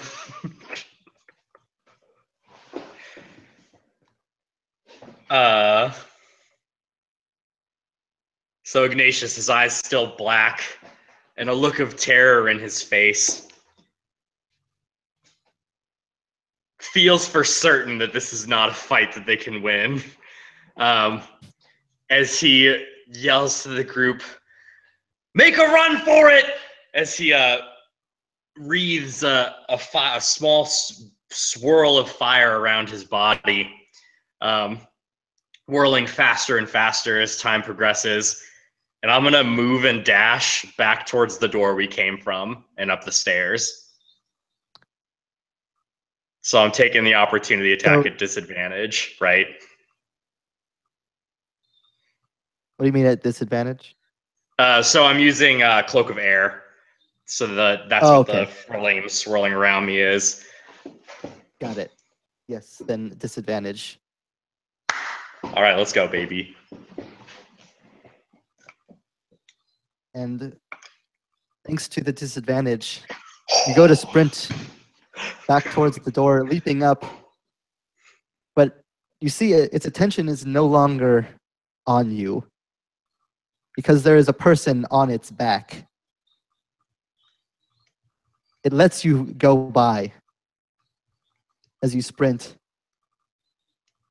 But Kira, oh man, I will need you to make athletics or acrobatics. Okay, I'll roll acrobatics. Oh my gosh. Nat 1. Oh god. I'm so sorry for this. oh no! So, as you go to clamber down its back from your attack, making it back down onto the ground, as you leap off of its back, where you expect to feel contact with ground, your feet stop just short, as you instead feel contact, like almost around like half your chest. This thing's hand is so big compared to you, as it just grabs around you, just holding you into the air. It throws you straight upwards. And as it leaps into the air following you, you feel an intense pain wash over you as the sword comes down, sending you straight back down to the earth that you had just been lifted off from.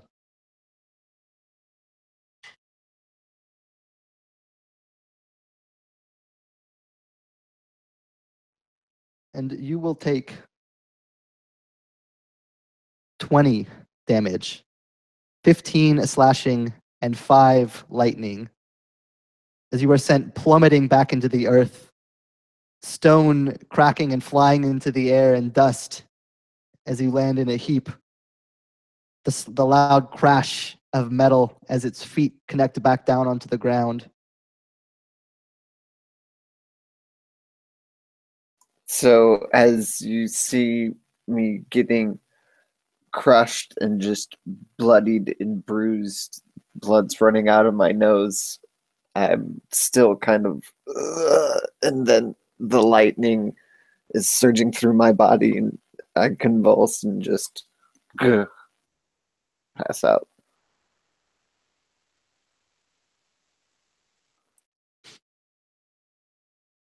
And as Kira goes limp from this incredible blow,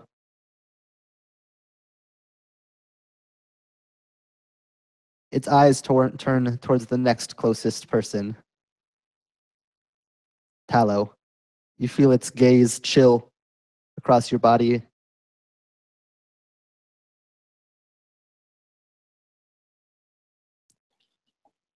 Igram, you're up. Agram would bellow out, seeing it just savage the young woman who he was very brief companions with. He'd bellow out, "I do not fear you!" And he'd charge forward, putting his shoulder down and just trying to crunch into the side of its knee to topple it, trying to shove it prone.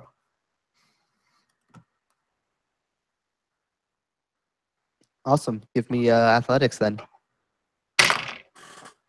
All right, I got a 23 on this one.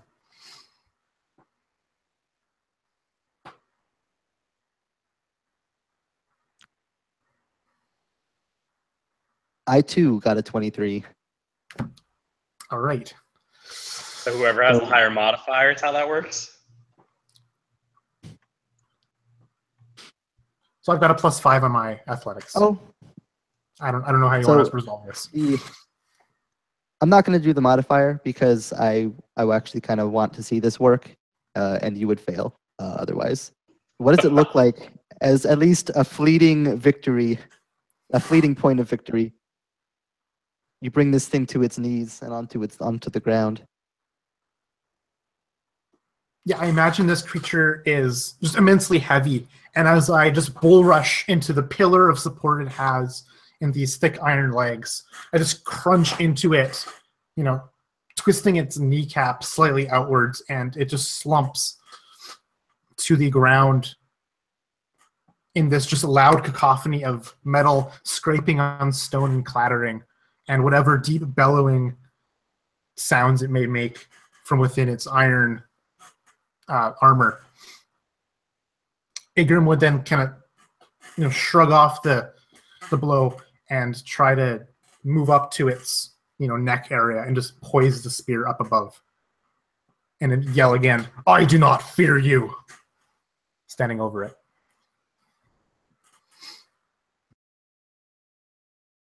As Igram's shout kind of echoes through the reverberating halls, the creature on the ground already stirring back up towards its feet, but is not quite yet there. Kira, go ahead and make your save. I just rolled a nat 20. What does it look like then, as Kira will somehow, some way, at 1 HP, bring herself back up? You can see her open first from the ground and just coughing, blood spraying everywhere. And she just kind of rolls over, starts to lift herself up. I imagine it's all she can do to barely even get her legs underneath her.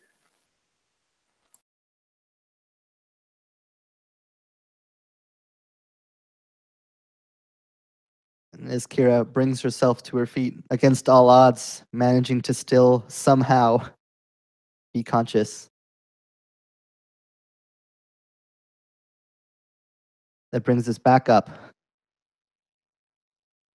Tallow, this immense being has at least been temporarily brought down.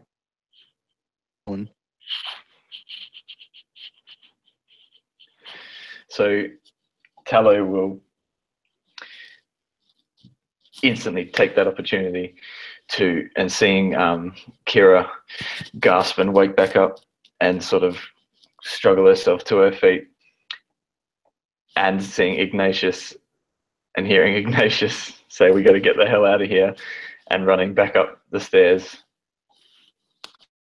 Tallow agrees with the idea, but he ain't going back upstairs. He takes the opportunity with this thing on its knees, with Igrim sort of distracting it or trying to take care of it a bit. He'll basically just try and bolt over to Kira, grab her around the shoulder and try and say, "We've got to get the hell out of here," and just try and dagger and limp together towards the front door of the cathedral as quick as he can, if she will follow or if she'll do that. Yeah, for sure. So I'm not sure movement-wise how that would work, since we have separate turns, but that's basically what he's wanting to do. He's not a strong dude, so he might even actually try and, since she's in such a bad state, he probably would actually try and just pick her up, or even sling her over his shoulder or something, and just try and bolt out of there. Piggyback it. Yeah. Yeah, go ahead and give me an athletics. and that'll just determine like how far you make it. 5. So you pick Kira up, trying to move towards the door, but I imagine Talo's not that big of a person. Maybe not that strong, at least comparatively. So Kira's weight, while you can carry her, definitely slows you down. I'm going to say that's going to half your movement, so you'll make it about 15 feet. Okay. And yeah, I suppose action wise, yeah, I'll just try and add the dash action on top of that as well for a bit of extra distance if possible. Yeah, I'll say you can continue at half speed for Yep. the turn, so you'll make a total of 30 then, including Cool. the dash. And he's just sort of muttering very shaky words of what's it called? Trying to console Encouragement? Kira. Encouragement, yeah. I suppose to himself and to Kira, who he's carrying. We're going to get out of here. It's going to be okay. Not necessarily believing it, but desperately hoping. Thank you. My little brother used to give me piggyback rides all the time.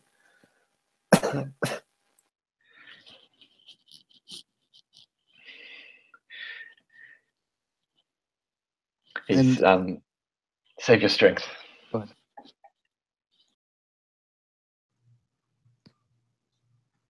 Ignatius, you've begun sprinting towards the stairwell that you had come down from originally.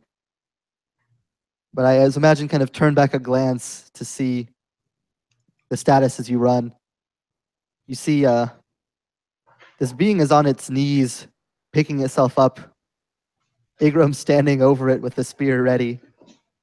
And Talo and Kira are hobbling slowly towards the front door.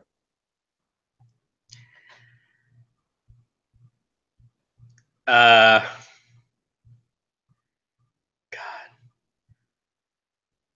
So he would scream out to Igram, "You need to leave too! This isn't a fight we can win! I'll try and distract it!"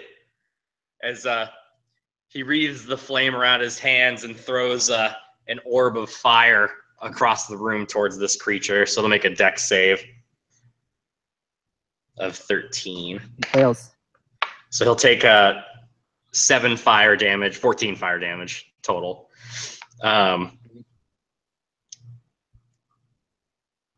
As Ignatius moves a little bit further and tries to get this creature to chase him like it did before. So just remind me real quick, last turn, Ignatius, did you move and dash or just move? I moved and dashed, so I made it Okay. 60 so you're feet. 60 feet. Plus this move this turn, so 90.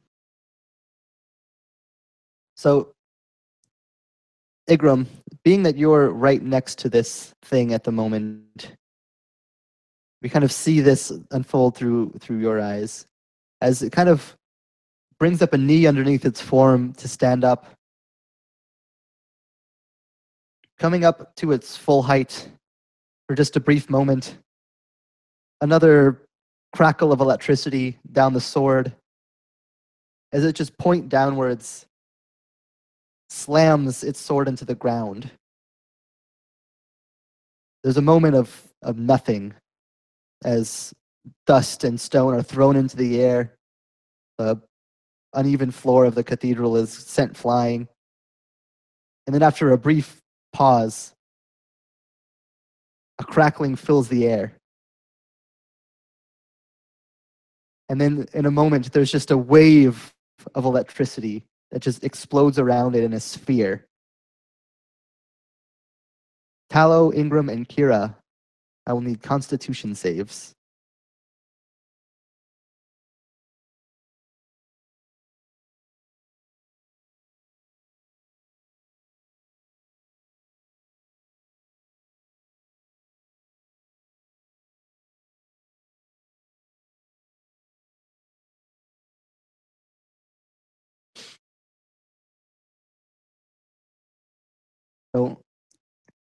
Hello, you succeed, perhaps in part to your magic training that the others do not have.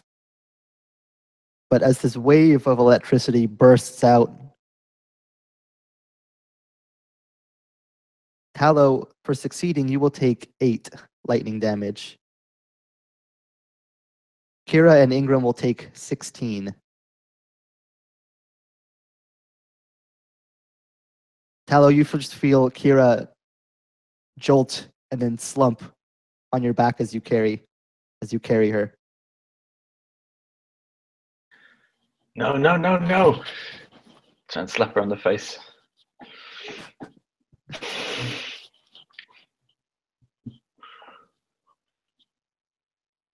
Ingram, you feel the electricity jolting through your body, your muscles seizing up for a moment and locking underneath the electric force. But you manage to shake it off enough to act. It is your turn. With these black tendrils scarring of the lightning coursing through my body, it just accents the blood red and the bruising that has occurred all over Ingram's body. But he stands steadfast and pushed a bit back by this blast of lightning. But he sees the creature plunge the sword in, and he sees this as another opportunity to just bring his sword up right in the neck chin area of the creature, and just with reckless abandon just shove it up in there. Getting a 17 to hit.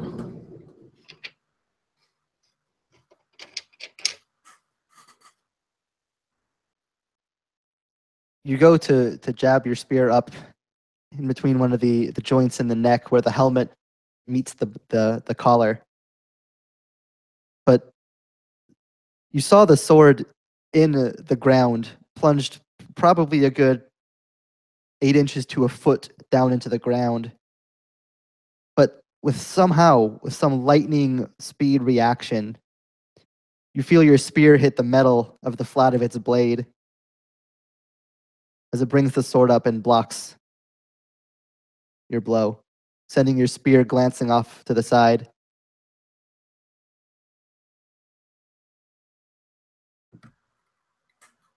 And with that, Ega would hear whispers. No, you are not weak. Show me that you are strong. And Egram would just deadpan face, unflinching, just stand there poised to dodge a blow, perhaps, of this creature's turn.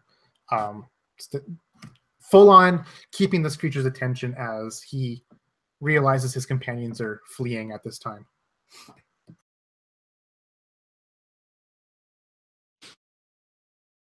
And as Ingram braces for impact, perhaps,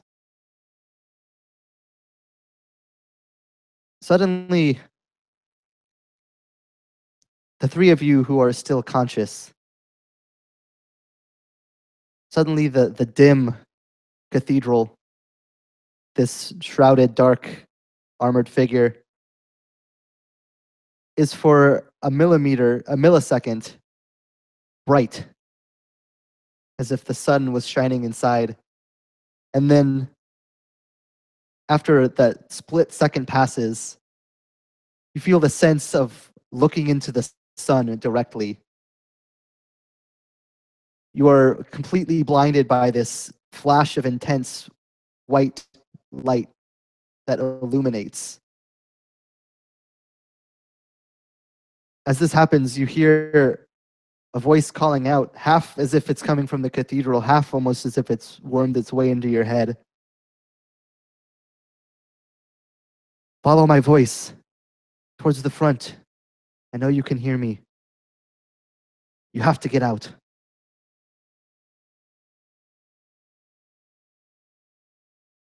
Kira, go ahead and make a death saving throw. Success. Success. Tallow, you can feel Kira still unconscious, but you can at least tell she's not dead.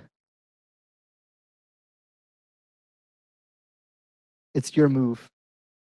You are completely blinded, but you can hear a voice beckoning you in the direction of the cathedral door.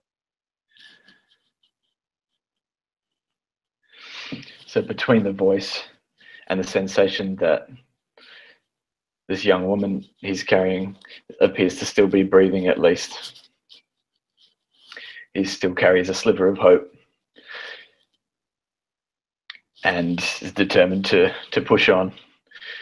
And as the flash had blinded him, hopefully momentarily, he sort of skidded to a stop. Well, not skidded because he's just sort of trudging along, but he stops for a moment and, not wanting to trip on bits of rubble or loose flagstones or anything, and goes towards the voice, calls out, "Who are you?" as he resumes his trudging, carrying Kira. There is no time for that now. We have to get out. We're coming. And then, completely no sight, he just is not sure how, if all of his companions will hear him, but he just screams out, "Everybody out to the front, let's go."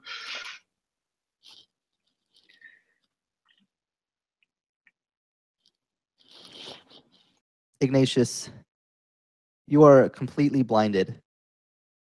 It's if staring into a pure white space. You hear the voice calling out. You can tell its direction, somehow sensing towards the front of the cathedral as it calls.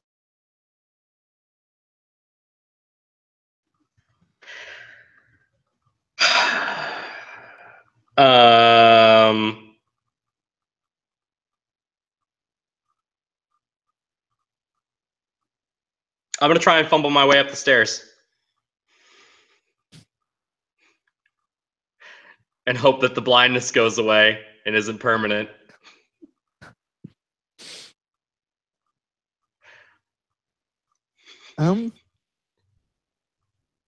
Yeah, I'll just say that, yeah, you can just do that.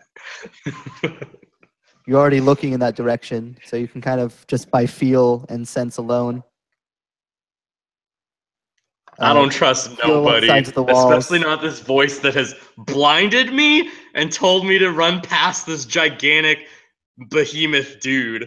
No way. I play by my own rules, dog. Fair enough. You feel along the stone walls as you move, find the stairwell, not too far off. As you slide your way towards it purely by feel, manage to start making your way up the creaking wooden steps. Igram, you are also completely blinded. You hear the voice still calling out. We have to get out of here. No, don't listen to her. You must stay, be strong. If you do, you'll be like him. Its power can be yours. And then, but in this blindness, Igram can see clearly, if that makes sense. He's no longer seeing shadowy forms of figures and people in front of him. He's given his own sense of mind. And he snaps to the realization that he needs to get out of here as well. And he just runs in a direction that he thinks is the way out. Basically just opposite from where the where this shadowy ironclad creature was. But who knows if it's the right direction or not. Well, you can actually you can feel the voice calling, Okay, and yeah, despite the kind of the sense in your mind and the blindness, something about you can just feel which way you're being called to. Yeah, okay, awesome. I follow the voice. Direction that the voice is leading you towards. Yeah, and as I do so, as I move towards this voice, it just continues, "No, no, no! Stay! What are you doing, you... No!" And you'd hear the voice continue to call, "No, you fool! You have to get out! This is not a time for distrust."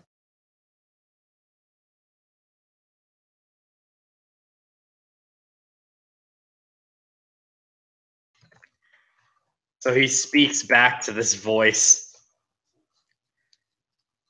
and says, if you really had my best interest at heart, you wouldn't have blinded me. Damn it! As he stumbles up the stairs, I'll make my own way out of here. Go fuck yourself. This radiance was the only way to stave off that beast. It was a necessary complication. I'm trying to help you. I don't need your help.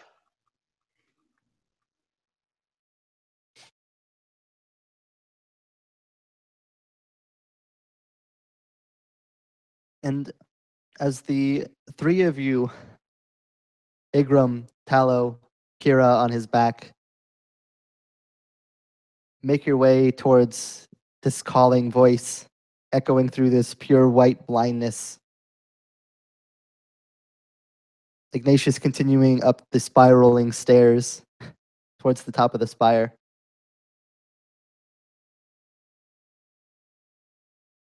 After a few more moments of following,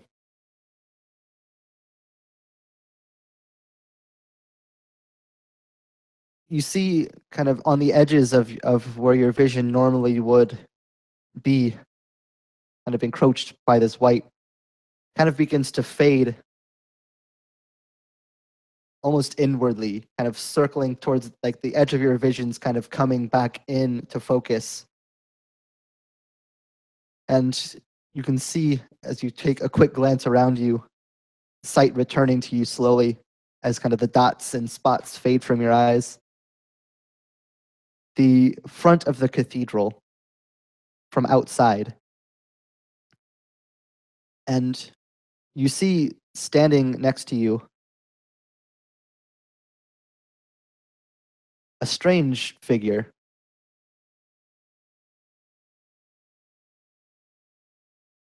He wears a metal mask, a plague doctor's mask, this weird beak protruding from where his face would be from behind it.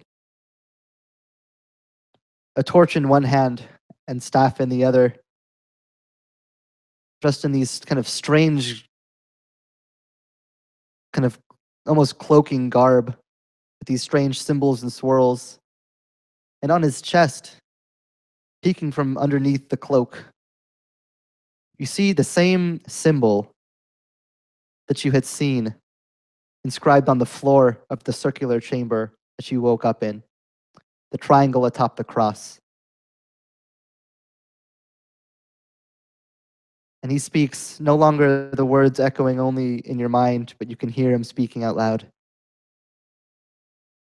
In a moment, we have to go quickly. That thing will not be subdued for long.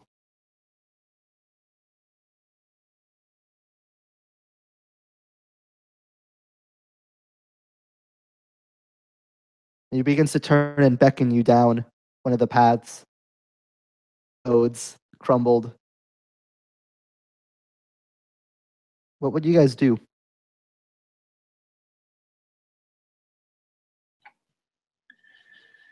Tallow would, I think, instantly recognize the symbol on his chest, and that it matches with the symbol that was upstairs. And it's all racing through his mind. His first thought that just he can't quite get out of his head is, this is the guy that did this. This is the guy that brought us here. But it's quickly sort of brushed aside with another thought of, well, he got us out of here as well, so we can figure that out later. And he glances around to see if all four of them are there. He's holding Kira, and does he see Igram?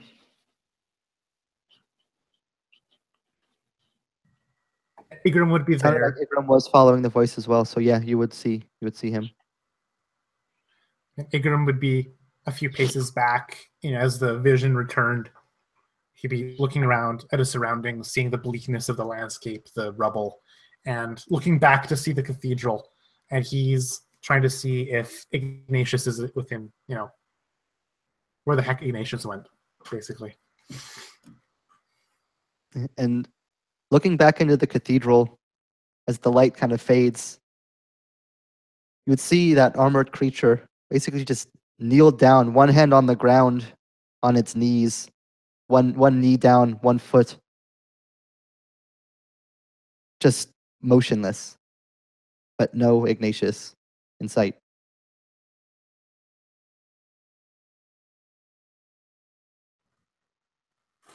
To leave a man behind, but looks like Ignatius didn't make it with us.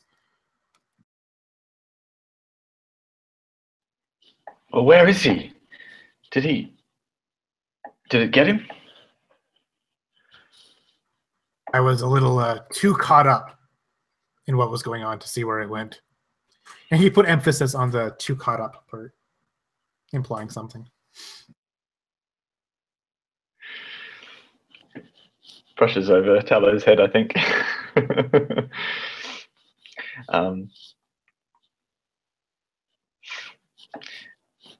Yeah. I have not had to leave anyone behind before, but I think we have to go.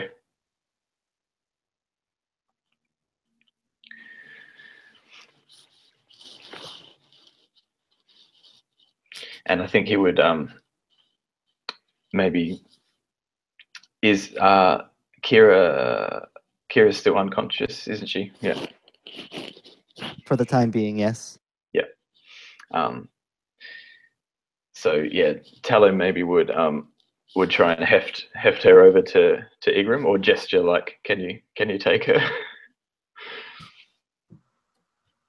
And Igram would look down at you, Tallow, and you're half dragging her, I imagine, maybe on your back.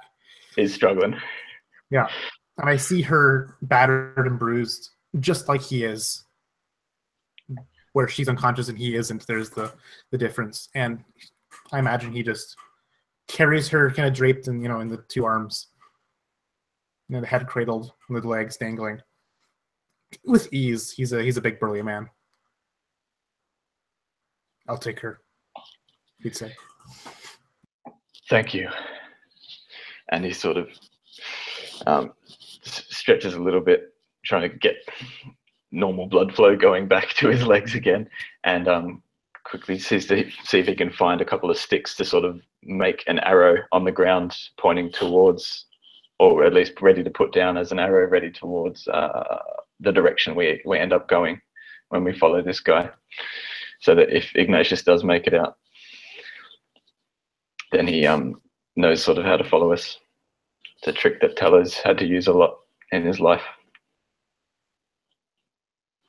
Yeah, and it would be pretty easy to find a couple pieces of broken wood, maybe from benches that used to be around the door that was shattered by the creature bursting in. Just various stones and pieces of wood that you could use to easily make that sort of kind of makeshift pointer. And as you said it in turn, this kind of masked, garbed figure just kind of gestures with one hand, the hand kind of holding the torch, just kind of gesturing outwards, pointing down the road. She says, "Please, follow me."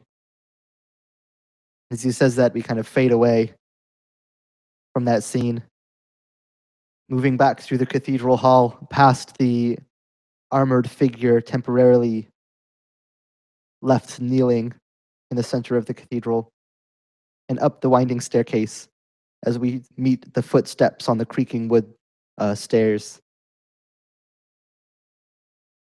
Ignatius, where are you going? And what are you doing? So I'm going all the way back upstairs to that window that we saw. and I'm going to leave that way as Ignatius's plan. So all the while he's trudging up these steps, has his vision returned, or is he still like blind?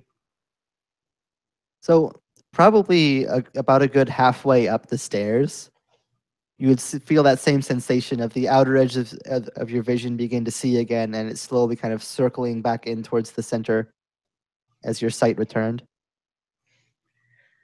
And so, yeah, he would be thinking to himself just how right he is about whoever that voice was, that it doesn't make any sense for him to blind us if he's trying to help us. That guy's full of shit. I don't believe a thing he said. He's probably just after something, especially if he's around these parts. So he makes it back up to the top, and he's struggling as the flames around his hands, they've subsided a little bit, but there's still a little bit of flame as it keeps turning black. And he feels that he's reached his limit, both literally and figuratively, as he gets back up to the room where they're from and sees the pile of ash from that first shadow, and then kind of kicks it with a gruff noise. And then kind of hobbles toward the window, and then not really with even enough energy to vault over it, he just kind of like falls over it and then places his hand against the stone as he slides out, and bursts into an orange and black flame as he slides down the side of the building, leaving a scorched trail behind him, as he uses that to slow his descent until he reaches the bottom and falls off of the wall, kind of hitting the ground, and the flames dispersing from his body. And then kind of tries to sneak his way around to the front, since he knows that's where everyone else went, or thinks that's where everyone else went. So he is there. You're basically just going to try to sneak and kind of try to follow behind them if you can catch them. Yeah, I'm going to try and figure out where they went and then catch up to them. Since I'll go to the front and they won't be there, and so that's my plan. As you make your way around the front of the cathedral, imagine that you spot Talo's sign, the arrow kind of pointing down towards one particular direction that he had left. You kind of see on the edge of your vision, just as they're about to round a corner, a couple figures kind of make their way just out of the edge of your vision.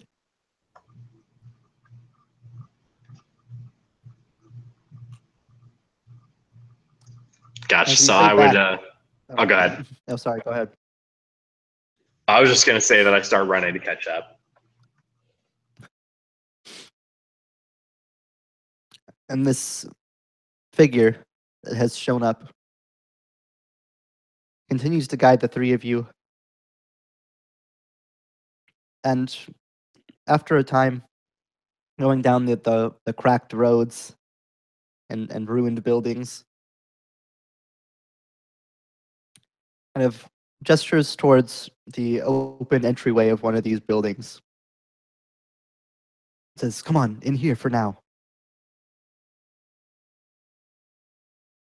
And if the two of you would enter in behind him, he would turn back to face you and kind of feel his eyes behind the mask, looking at you, Igram, and then down to Kira. "Please, lay her down. I will take a look at her." First, you tell me who you are.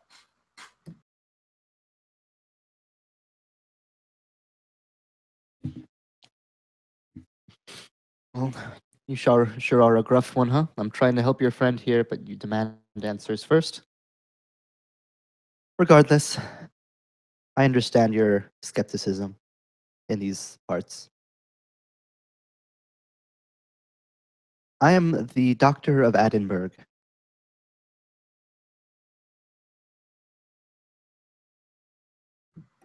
Would Igram recognize this name?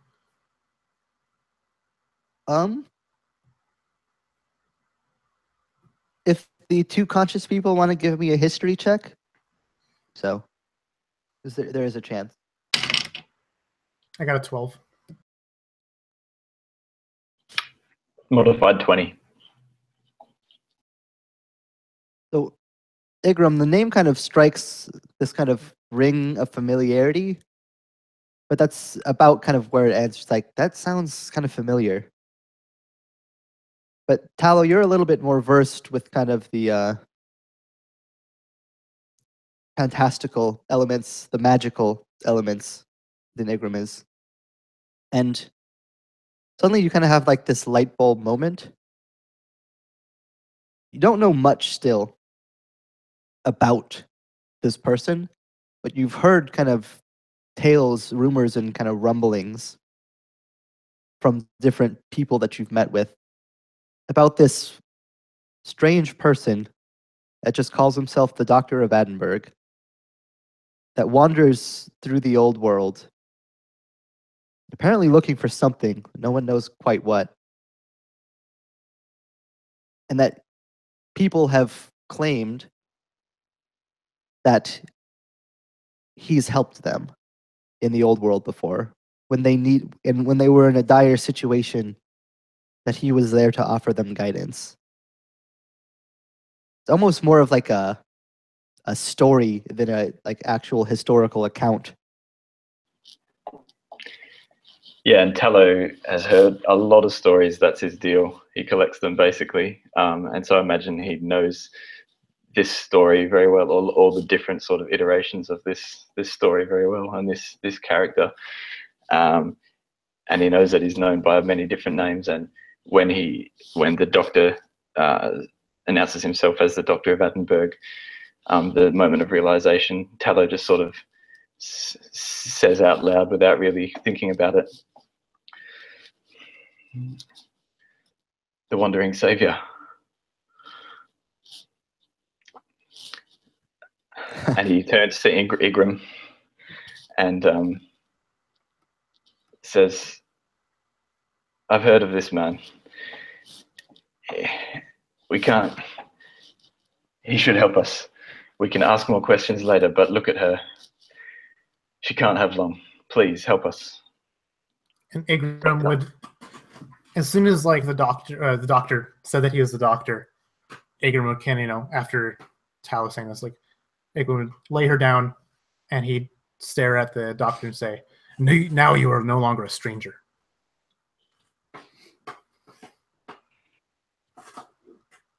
Yes, I can answer all your questions later, but first, unless you want the three of you to become two, I suggest you give me a moment to work. And as Igram kind of places Kira on the ground, the doctor would kneel down, ruffling through his cloak and pulling out different bags, vials, strange herbs, and different containers. He takes out a small clay bowl from one of the bags, throws a handful of the herbs into this bowl, and he hands it to Tallow.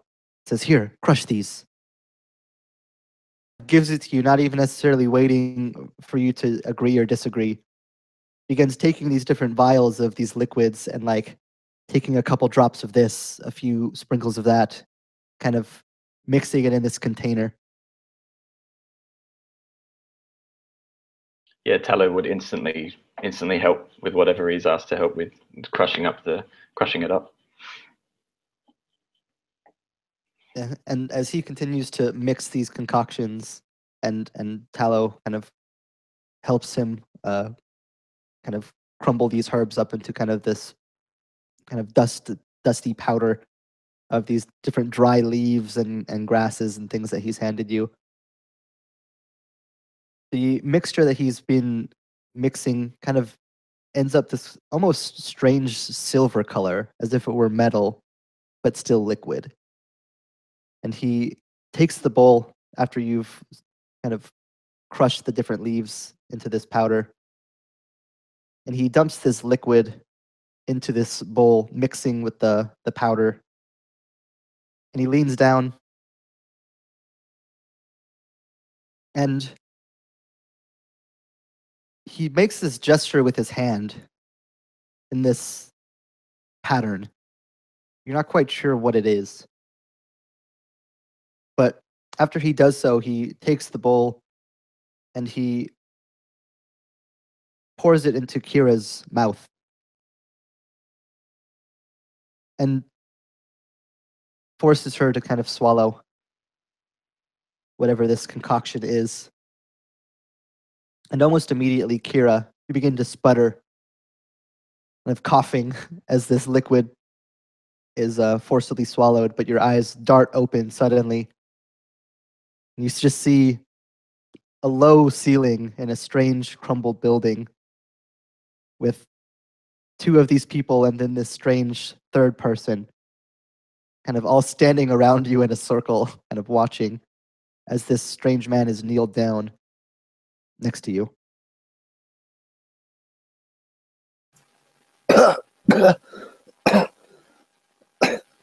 What? What happened? What did we get away? Shh, it's okay. You're okay. We're safe for the moment. Easy, doctor. You're choking her. Agram would kind of be. I feel like he'd almost be like trying to micromanage what the doctor's trying to do in this scenario. And he just kind of like barely turning his head, just, oh, I didn't know you were a doctor too. Just like totally just slides like a sly remark.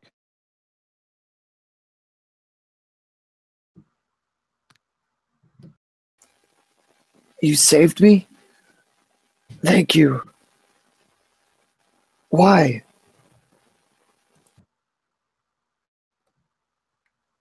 Would you rather me have left you to die? Of course not, but you risked your life to save us.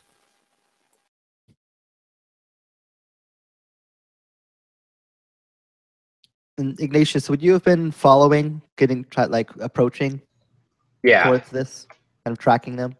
Mm-hmm. Yeah, I'm just trying to meet back up with them. So you hear this conversation unfolding from inside what used to be a doorway. Now it's just an opening. There's no longer a door attached. As you're kind of behind the walls of the entryway, you can hear this conversation unfolding.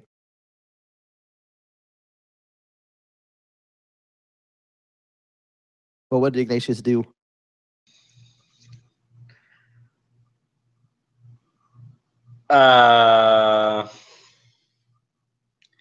Yeah, so Ignatius would approach and then just stand right in the middle of the doorway. And then looking at everyone, he would probably just say, "So what the hell happened back there?" Yeah, what happened? You decided to join after all. I'm glad you found some way out. Would have been a lot easier if you had heeded my warning, you know. I don't easily trust people, all right? Fair enough, fair enough. And kind of with the four of you kind of gathered now, Kira waking up and Ignatius joining. And curiously for a moment before continuing, just you four are stronger than you may know. Or at least most of you. Some of you probably think yourself stronger than you are. He kind of eyes Ingram and Ignatius. But regardless, I did not expect any survivors. Hour.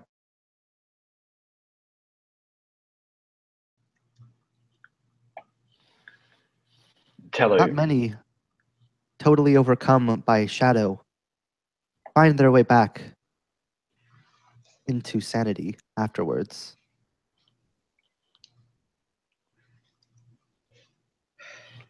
Tello goes to say something but stops himself. The hell are you talking about?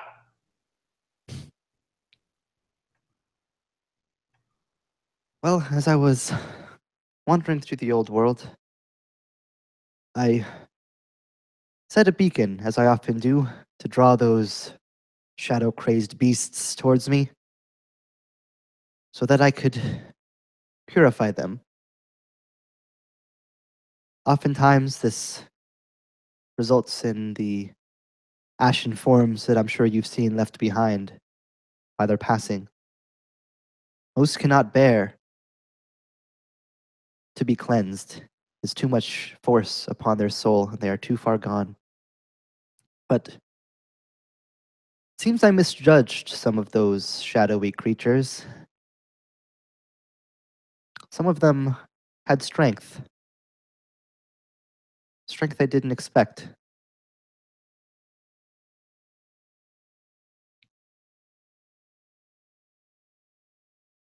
I'm sure there's not much you remember for quite some time. That is typical of such cases as these. What is not typical, though, is the fact that you are here now.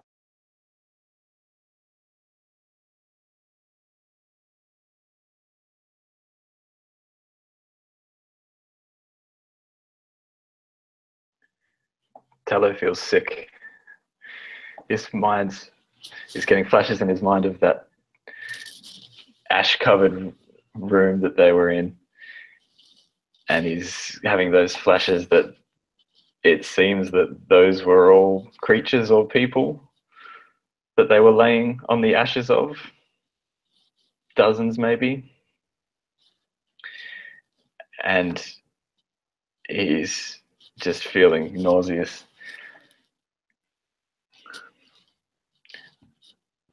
He throws up.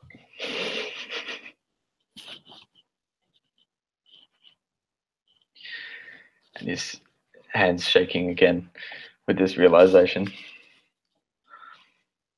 What do you mean? Which shadow creatures? Kind of knowing what he means, but... Well, you see, as some of you may know, some of you may not. Well, it's quite clear the world is not as it should be. There's an affliction that hangs in the air, in the ground. This affliction is known as shadow. Everyone in the world shares this burden as well. The weight of this poisoned world. Yet, most people go their life without understanding what it is, merely just feeling its nagging effects day after day, until eventually they are dragged down to whatever personal hell suits them best. Despair, rage, frustration. Surely everyone has felt these feelings, but shadow amplifies it. And eventually, if you do not have a way to remove it, it will consume you entirely, leaving nothing but shade and smoke where once there was flesh and life. Those shadowy figures that you fought, those were not mere spirits or ghosts or terrible beasts. Once, perhaps long ago now, they were people, not too much different from you or me, but lost, given up against the fight that is shadow.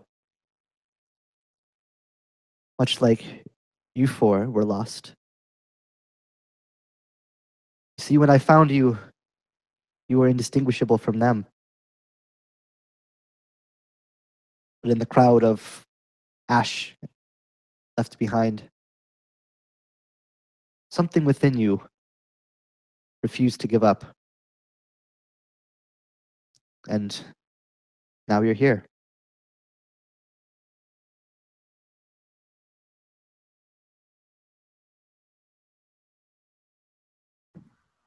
How long have we been gone? Igrim would kind of blurt out, question, interrogationally. I'm not sure. There's likely not one singular amount of time between you all. So my family?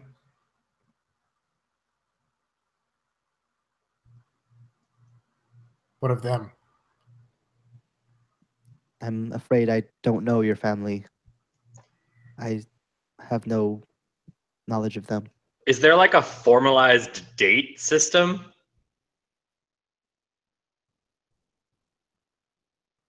Not really. Like maybe different towns will have like Yeah, I was their gonna say, own like, things. basically, like, any town would kind of have their own structure that they would have probably come up with, but shit. there's no, like, unified, like, government or anything to regulate Yeah, we some sort have of no way calendar. to figure it out. Oh shit. That's crazy.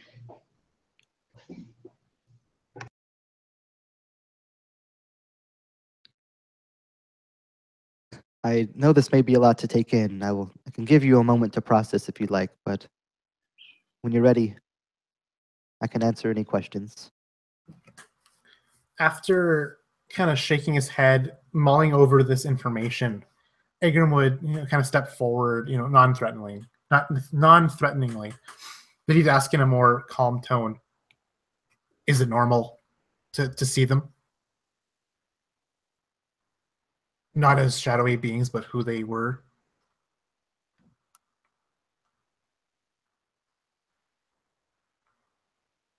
He gives you a long stare. You can feel behind the mask's eyes, just almost him burning a glance into, like, right into, like, the center between your eyes. And he stops for a second, just almost freezes.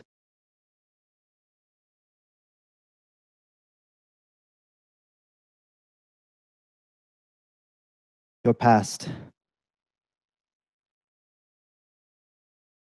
It weighs on you more than others. Your fate is no longer in your hands, is it?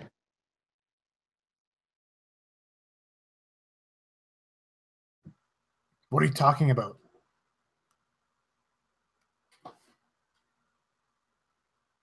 He'd say, as if trying to hide a lie. I won't press for now. I know it must not be easy to talk about, especially in front of 4 strangers.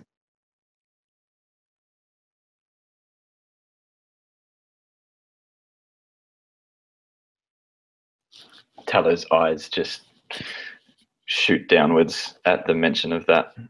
This talk of Igram's past, and then about talking about personal things in front of each other. He's just avoiding eye contact with everyone. This is processing.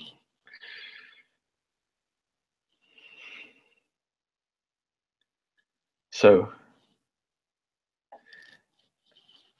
if we have any family, there are, and he just trails off.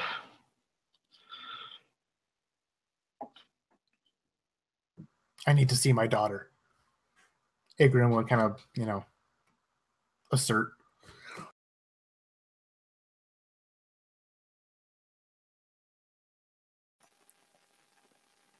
All my family was dead anyway. I hoped that everyone else I knew was dead also. Am I back? Yeah. We didn't notice you were gone. We didn't even notice you were gone because we were having a lot of interplayer RP. Oh, man. No. Yeah, I cut out there for a second. Lost connection. So I missed that last little bit. But So Ignatius, not to be a huge cunt, but he's going to be. is going to remind everyone in the room, saying, I mean, I know you all feel like there's all these people you should see, but you shouldn't get your hopes up. Do you have family, Ignatius?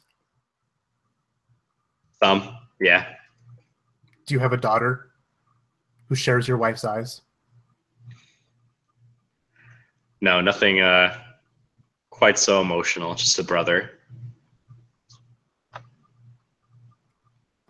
Then don't talk about not seeing your family. I'm just trying to remind you that that might not be possible. Stay realistic. Hope is not inherently unrealistic, Talos says as he slowly sort of looks up, still not giving anyone eye contact, just sort of looking ahead. Look, I know the four of you have been through a lot, especially in the last hour or so.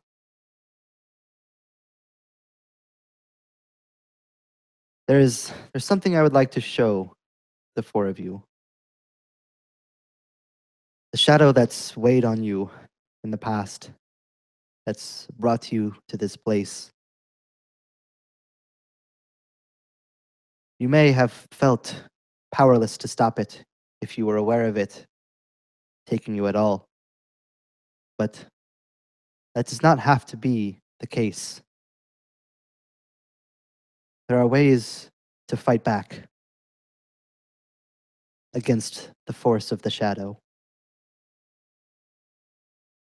And he, from within one of the pockets underneath his cloak, takes out a piece of red chalk. And he begins to draw on the ground. And after a moment, you see that same symbol you had seen at the top of the spire, the triangle atop the cross. And as he finishes the symbol, he draws a circle around it. And he looks at each of you, says, "You may have seen this before, quite recently. In fact, I'm sure you must have noticed it. This symbol is the symbol of sulfur, but also the symbol of the spirit and of fire.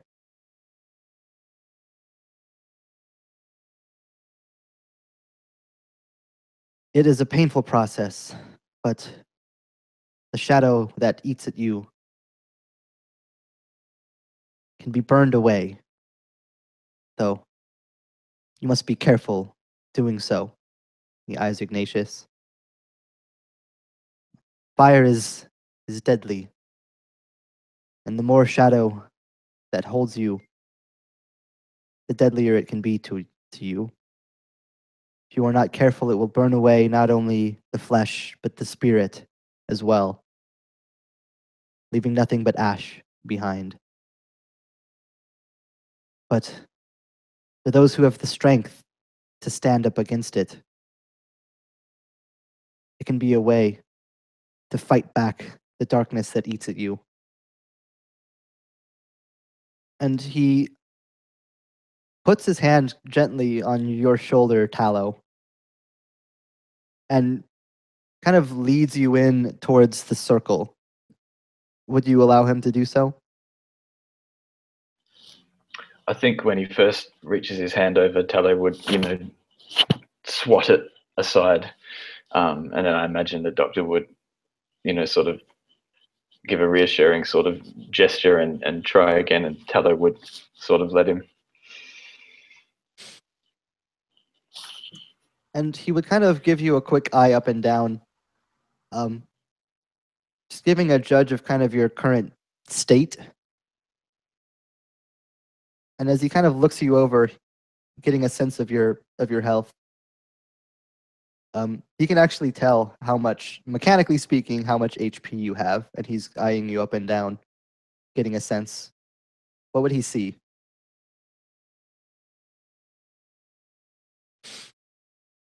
and kind of eyes you and kind of looks into your eyes, kind of. I imagine seeing, despite kind of the fear that Talo has shown, kind of a moment of strength, given everything. As he pulls you into the circle, he takes the torch that had been in his hand that he was carrying when you first met him, that he had laid against a wall. He picks it back up, and he walks towards you, and before you can refuse or question, just takes the flaming end of the torch and just shoves it towards you. You feel it collide with your chest. Ah! What the hell are you doing? And you're going to take 4 points of fire damage. But you feel suddenly a weight that you didn't know you had been carrying for this long. Seem to slide off. You feel a lightness to your mind as you lose 4 points of shadow. You feel this sensation of a darkness creeping away from behind your eyes that you hadn't sensed before. And that hope is almost renewed subconsciously. That hope that you had just said that has to be kept. You can feel it, a warm glow from within.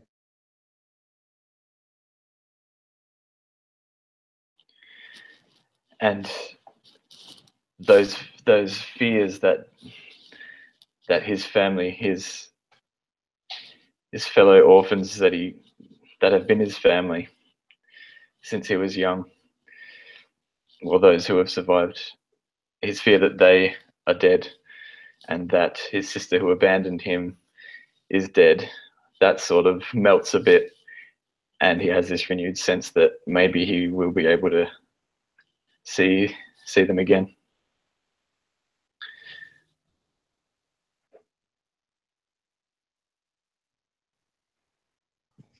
He looks to the other 3 of you and says,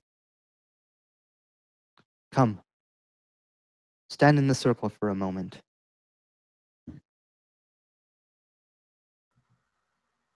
Agram would step forward, but then hesitate as he hears a voice say, No, you don't need to bother with that sorcery. You're fine. Don't you worry. and Agram would kind of shake his head, visibly as if, something's going on, and then take another step into the circle. He'd say, I can take it. And Igram would take 3 points of fire damage as 3 points of shadow are removed.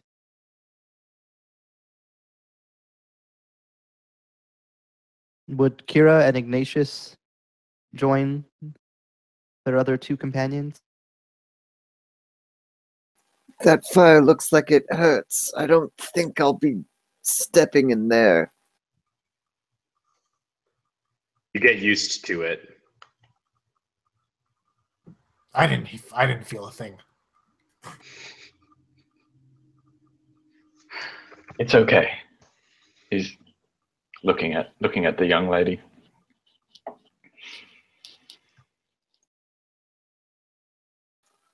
A short pain is worth the release that comes afterwards. You have to trust me on this. If you say so. And she'll go ahead and kind of like limp in. Yeah. And from the previous concoction, I didn't mention mechanically, but you would have gained 8 HP.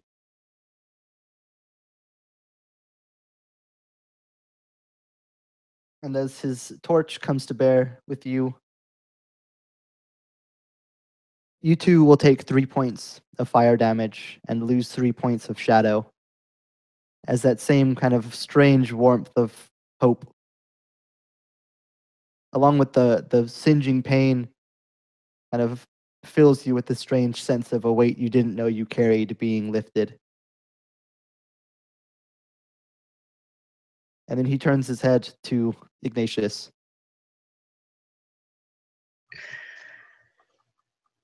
Yeah, so Ignatius would step forward into the circle.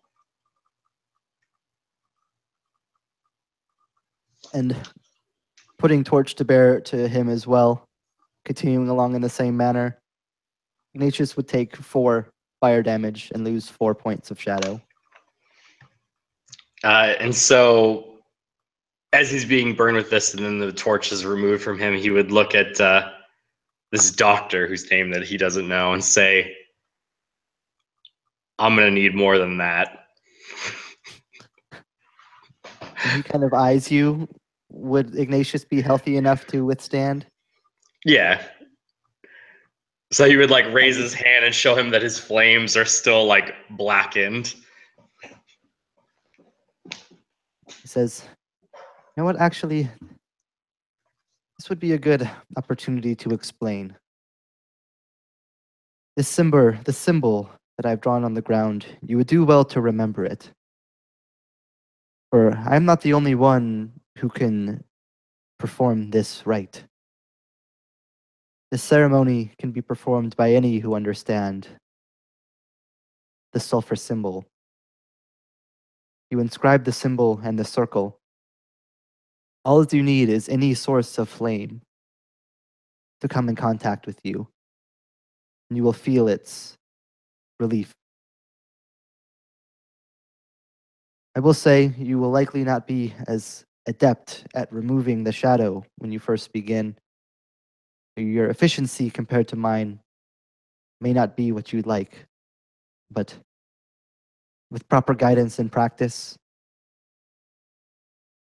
you too will come to understand the power of the symbol."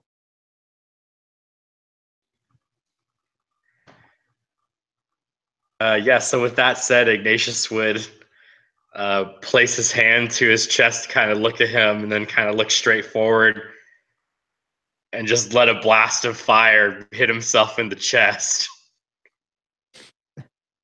And as you do, kind of imagine still kind of being guided by the doctor being there and helping you guys so far.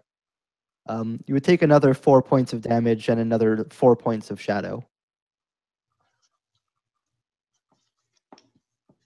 Kind of seeing you use your fire abilities, which is kind of nod, yes, yes.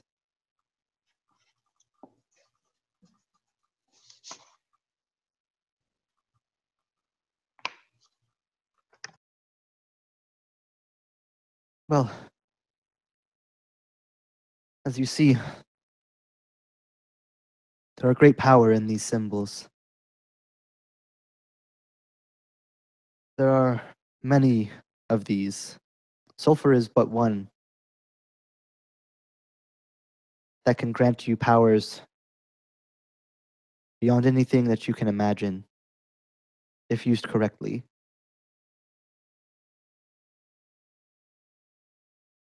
Not all of them are cleansing in the way that sulfur is cleansing, though.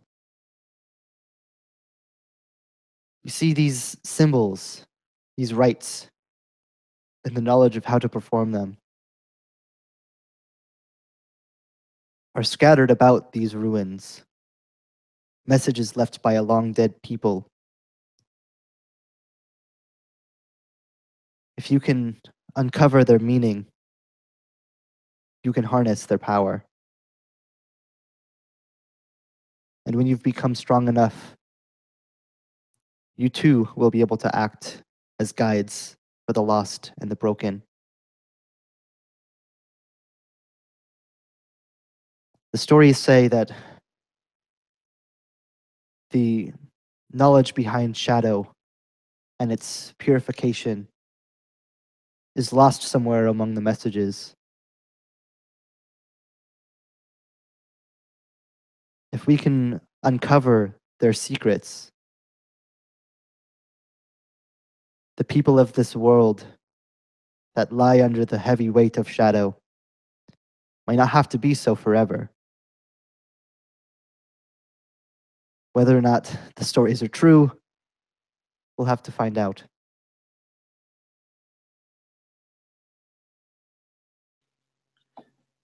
With that, Tallow hanging on the doctor's every word,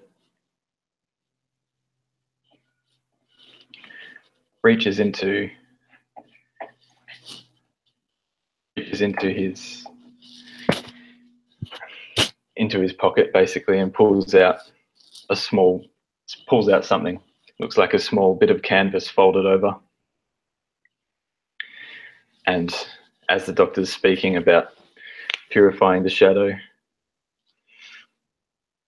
he unfolds it and looks at it, and it's anyone who might be able to see it sees a small faded canvas painting, crumpled, and it looks like it's a painting of a green vista, just this beautiful green landscape, flourishing and alive. And with the doctors speak of purifying the shadow, Tallow looks at this painting that he's pulled out and sort of holds it out to the doctor and says, can the world itself be purified?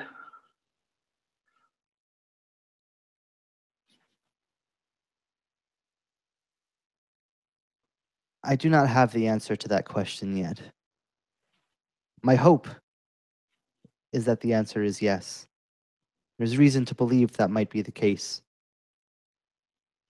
It will not be an easy process, but I believe it's possible. Tallow nods, sort of accepting that there may be some hope for that. Folds the painting back up and tucks it back away. And so Ignatius would ask this guy how he turned us back into people from the shadow creatures. Specifically, you want to know if we could do that too, how he did it.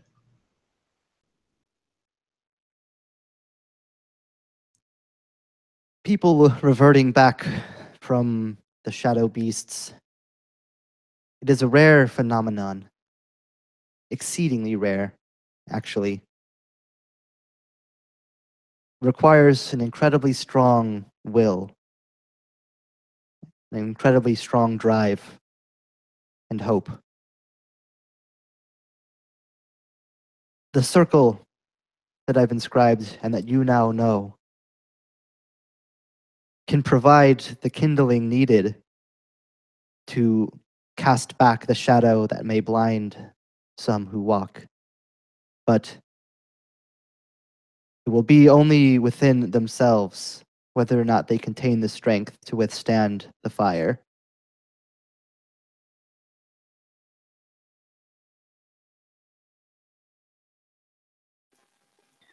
These symbols are incredible.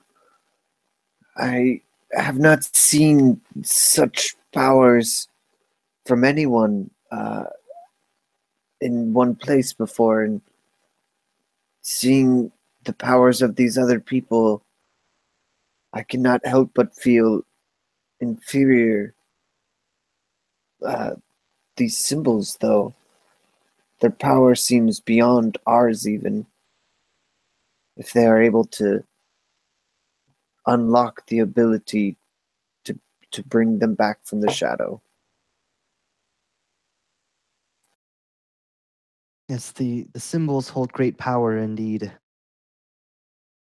This is only one of many things that can be done with their understanding. But it must be used carefully. Again, with these sorts of powers, incredible things are possible.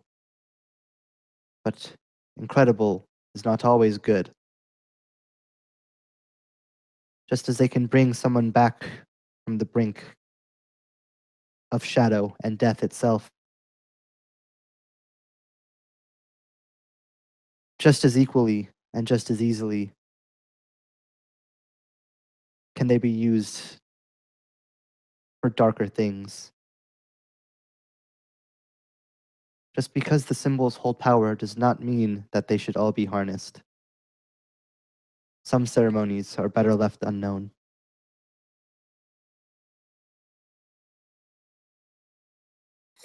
Do you have a parchment? I would like to write this symbol down, and I promise to guard it.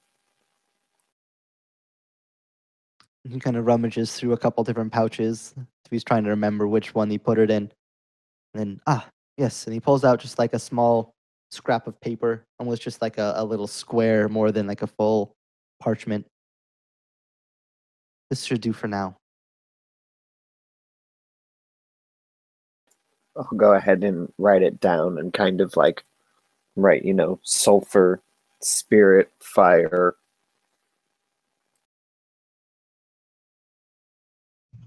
And is there any, like, so Ignatius would go over and look at the paper that he handed him. Like, was there anything on the paper already? Or just Nope. blank? Kira asked for a blank page, so he I see. gave her a All blank right. page. Yeah, so Ignatius would pull out his book and like flip through a few pages, and get to a new one and begin burning the symbol into the page, and then writing his notes as burns into the paper about what it does. That's awesome. But you could take a point of inspiration for that. That's badass.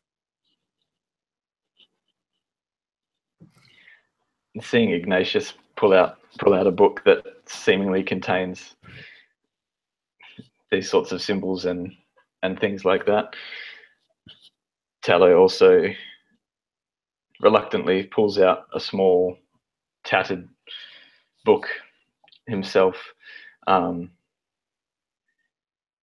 sort of holding it right to his chest, still not sure, even though he's pulled it out, whether he wants to share with anyone that he has this.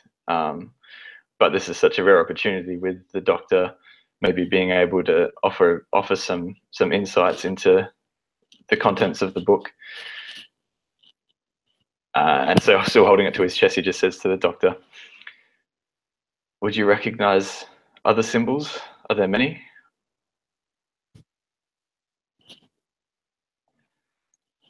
There are many different symbols. Some of them magical, some of them linguistic. It is a complicated matter, but you can surely take a look.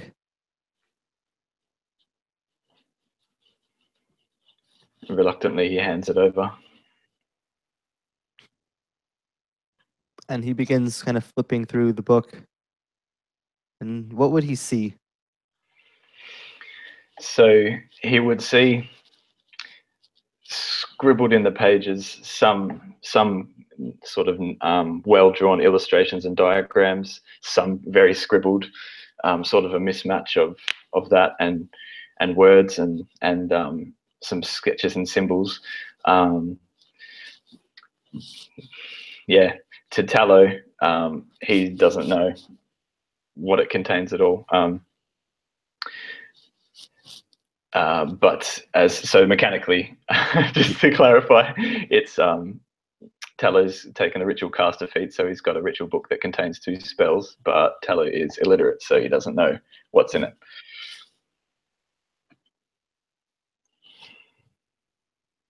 And the doctor kind of nods slowly. Just interesting. I imagine like the symbols that Tallow was talking about is just like regular written language. So I was getting For the most that. Sorry. And he just kind of like gives a nod. And he begins reading the words aloud to Tallow, but to everybody. Like describing this illustration is in reference to this motion and these words, and kind of so on, and just going through the rituals, kind of like explaining the power that they have and how Tallow can access them given his magical nature and so on.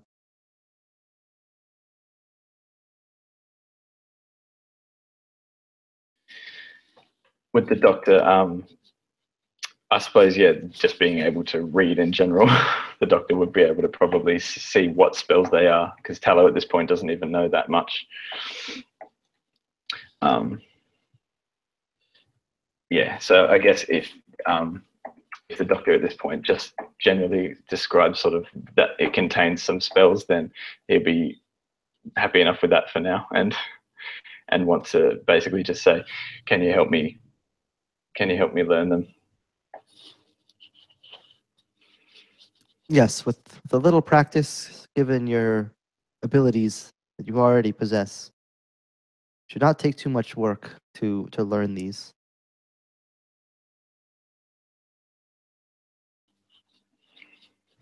Thank you. Ignatius would start eyeing your book, like probably pretty hard, and be like, yeah, I can help you too. Glancing down at Ignatius's own book that he's just been etching with flames from his fingers. And he has, as anyone in this world has, a healthy skepticism of people who so brazenly wield fire magic. He accepts it back from the doctor and holds it again close to his chest and says, that would be nice. Some other time.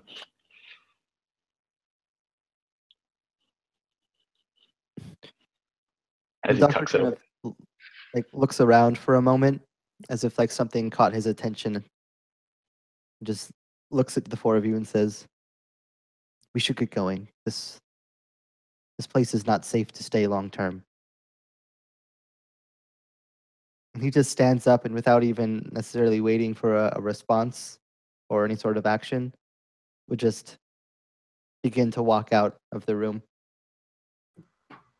Immediately at this closure, the other people would realize that Igrim has just been, kind of leaning up against the wall, looking out the window, just in contemplation, completely disengaged from the conversation, maybe even, spacing out and ignoring this dialogue about symbols and stuff. He doesn't care about that. But as soon as, it's time to leave, Igrim's, like, all right, it's enough standing around. Just follow the doctor. And immediately, again, begin to follow, having been a little restless.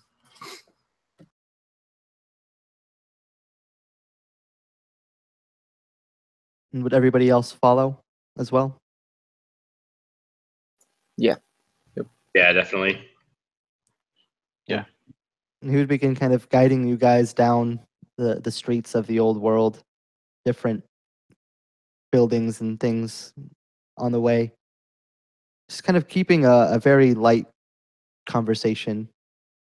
Oh, he's dropped enough knowledge bombs for a moment that he's going to kind of give it a little bit of a rest.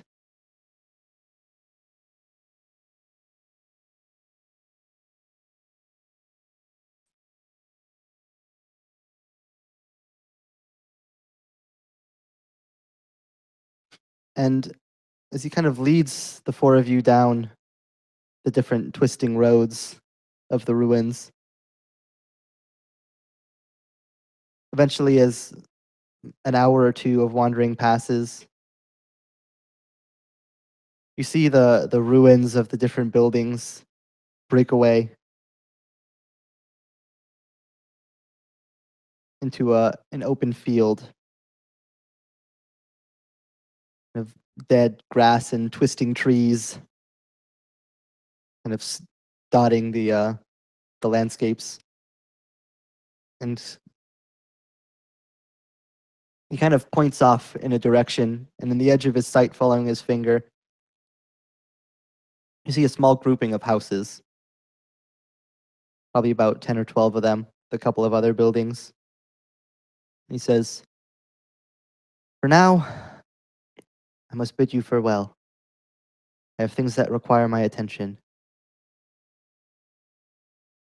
Go, take a moment's rest in the settlement there. But I would recommend, when you can gather your strength back and your courage, the ruins still hold much for you to learn. They are not a place to be feared if you tread carefully. When you are ready, come back to the edge of the ruins and find me here. There's much more for you to learn." How will we know when we're ready?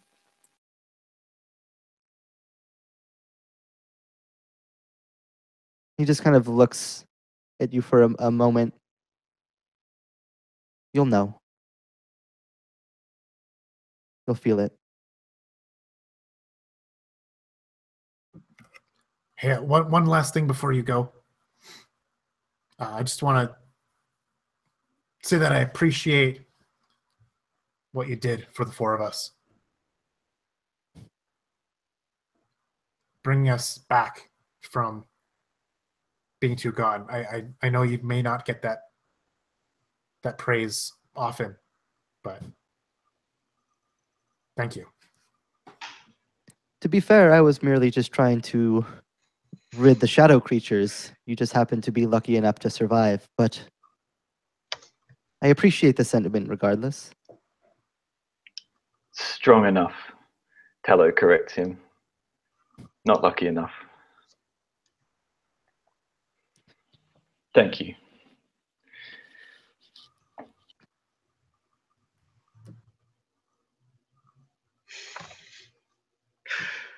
Yeah, I Meet- guess it meet was. again on better terms. I guess it was very fortunate that we didn't get turned to ash instead. As Ignatius still is entirely conflicted on whether to be thankful to this guy for saving him or be pissed that he was gonna like eternally destroy him.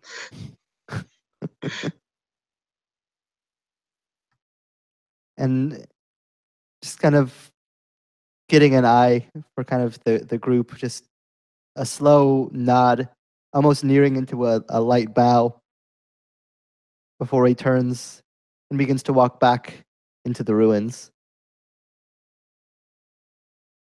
And as the four of you look towards the town that he had pointed you towards, bidding you to rest before finding him again, feeling the weight of the shadow that once held you less so on your mind. Strange, almost overwhelming knowledge that he's given you, but a strange sense of hope towards the future, of what this might mean, or what you might be capable of, if even half the things that he said are true. And that's where we will end the session for now.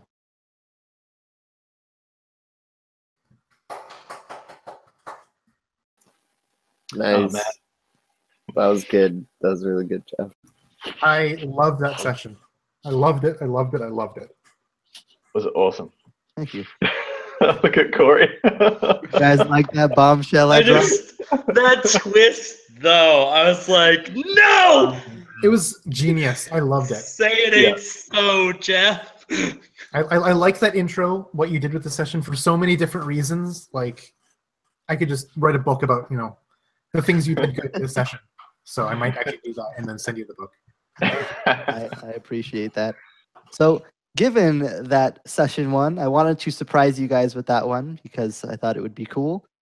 Now, at some point, maybe not before next session, but some point relatively soon, I'm gonna work with you guys to basically figure out what brought your character to that point. Like, how did they get when and so how far we gone? became shadow Okay. beasts? Yeah, go I into have so many that ideas about this. Yeah. with you guys a little bit. So look forward to working that one out, as we will now figure out a way to make it work. But I had a ton of fun with that. I totally didn't even give you guys the break in the middle I was gonna give you guys. That's my bad. I just was kind of just rolling with it and having a good time, and I didn't even think to stop. So Yeah, I may or may not have been holding in a bathroom break opportunity this whole time. But, I mean, it was yeah, such a good I game. know, I'm like, this is worth it. I'd rather have this, an hour of uncomfortableness to play in this game. It was great. before we get too far, you don't have to, Corey. But do you want to reveal the information that I told you? Oh yeah, that boss had 500 HP I think at that point, just and was resistant to non-magical weapons. I was like trying my hardest to not like. I didn't want to metagame, just like tell you guys that I like, hey, it's got 500 health. I wanted to be like, we can't win. Yeah. I almost feel like Yeah. that point you can just do for the hit point stat, just like put a dash line. It's like, no, it doesn't have hit points. It just That was my goal, but Corey used the ability that lets Yeah, him I see. have an it, so I had ability to, that like, lets come me up with see. something. Oh, okay, then. Yeah, that's the only reason I put a number on it, or else, yeah, just like Yeah. I figured that was the case when I was engaged in battle with it. Like as a player, I'm like, yeah, this is supposed to be a fight we can't win. But I'm like, but Igrim, is being manipulated to have to fight, and stand his ground, yeah. right? Like That was was- just me trying to get across, just like this is not a cozy journey. Like you're gonna be fighting with some things that are above your scope. yeah. Oh man, yeah. The only two options I was like, either something's gonna save us, or it's got some crazy weakness that we just have not figured out. What I was Like- thinking was the TPK was actually what was going to bring us together for a real reason. It's like, oh, you've been annihilated by the Shadow Demon and then saved by an alchemist and brought back to life. I mean, it just happened that way in Yeah. inverse order, I was annihilated by a demon, and I was brought back to life. Yeah, at least one of you, that was true. All right, well, we'll go ahead and get the broadcast wrapped up here, though. But any last thoughts from each of you? I'll just go down the line. If you have any channels you want to plug, any information that you want to say, any thoughts about the session, about the setting, about mechanics so far that we've kind of introduced, I'm open to hearing them. And since we're a little bit short on time here for some of you, if you want to just say a quick piece, and then we can talk afterwards about that kind of stuff too. But we'll just go down so people can at least get a chance to plug, since I so ungraciously did not give you guys a break. And we will start with Philip. Hey guys, yeah. So Jeff, thanks for the game. I thought you hit the description of what you wanted this setting to be. Really fit with the game, like spot on. The cathedral. I mean, how you can't get more like gothic than that. That was awesome.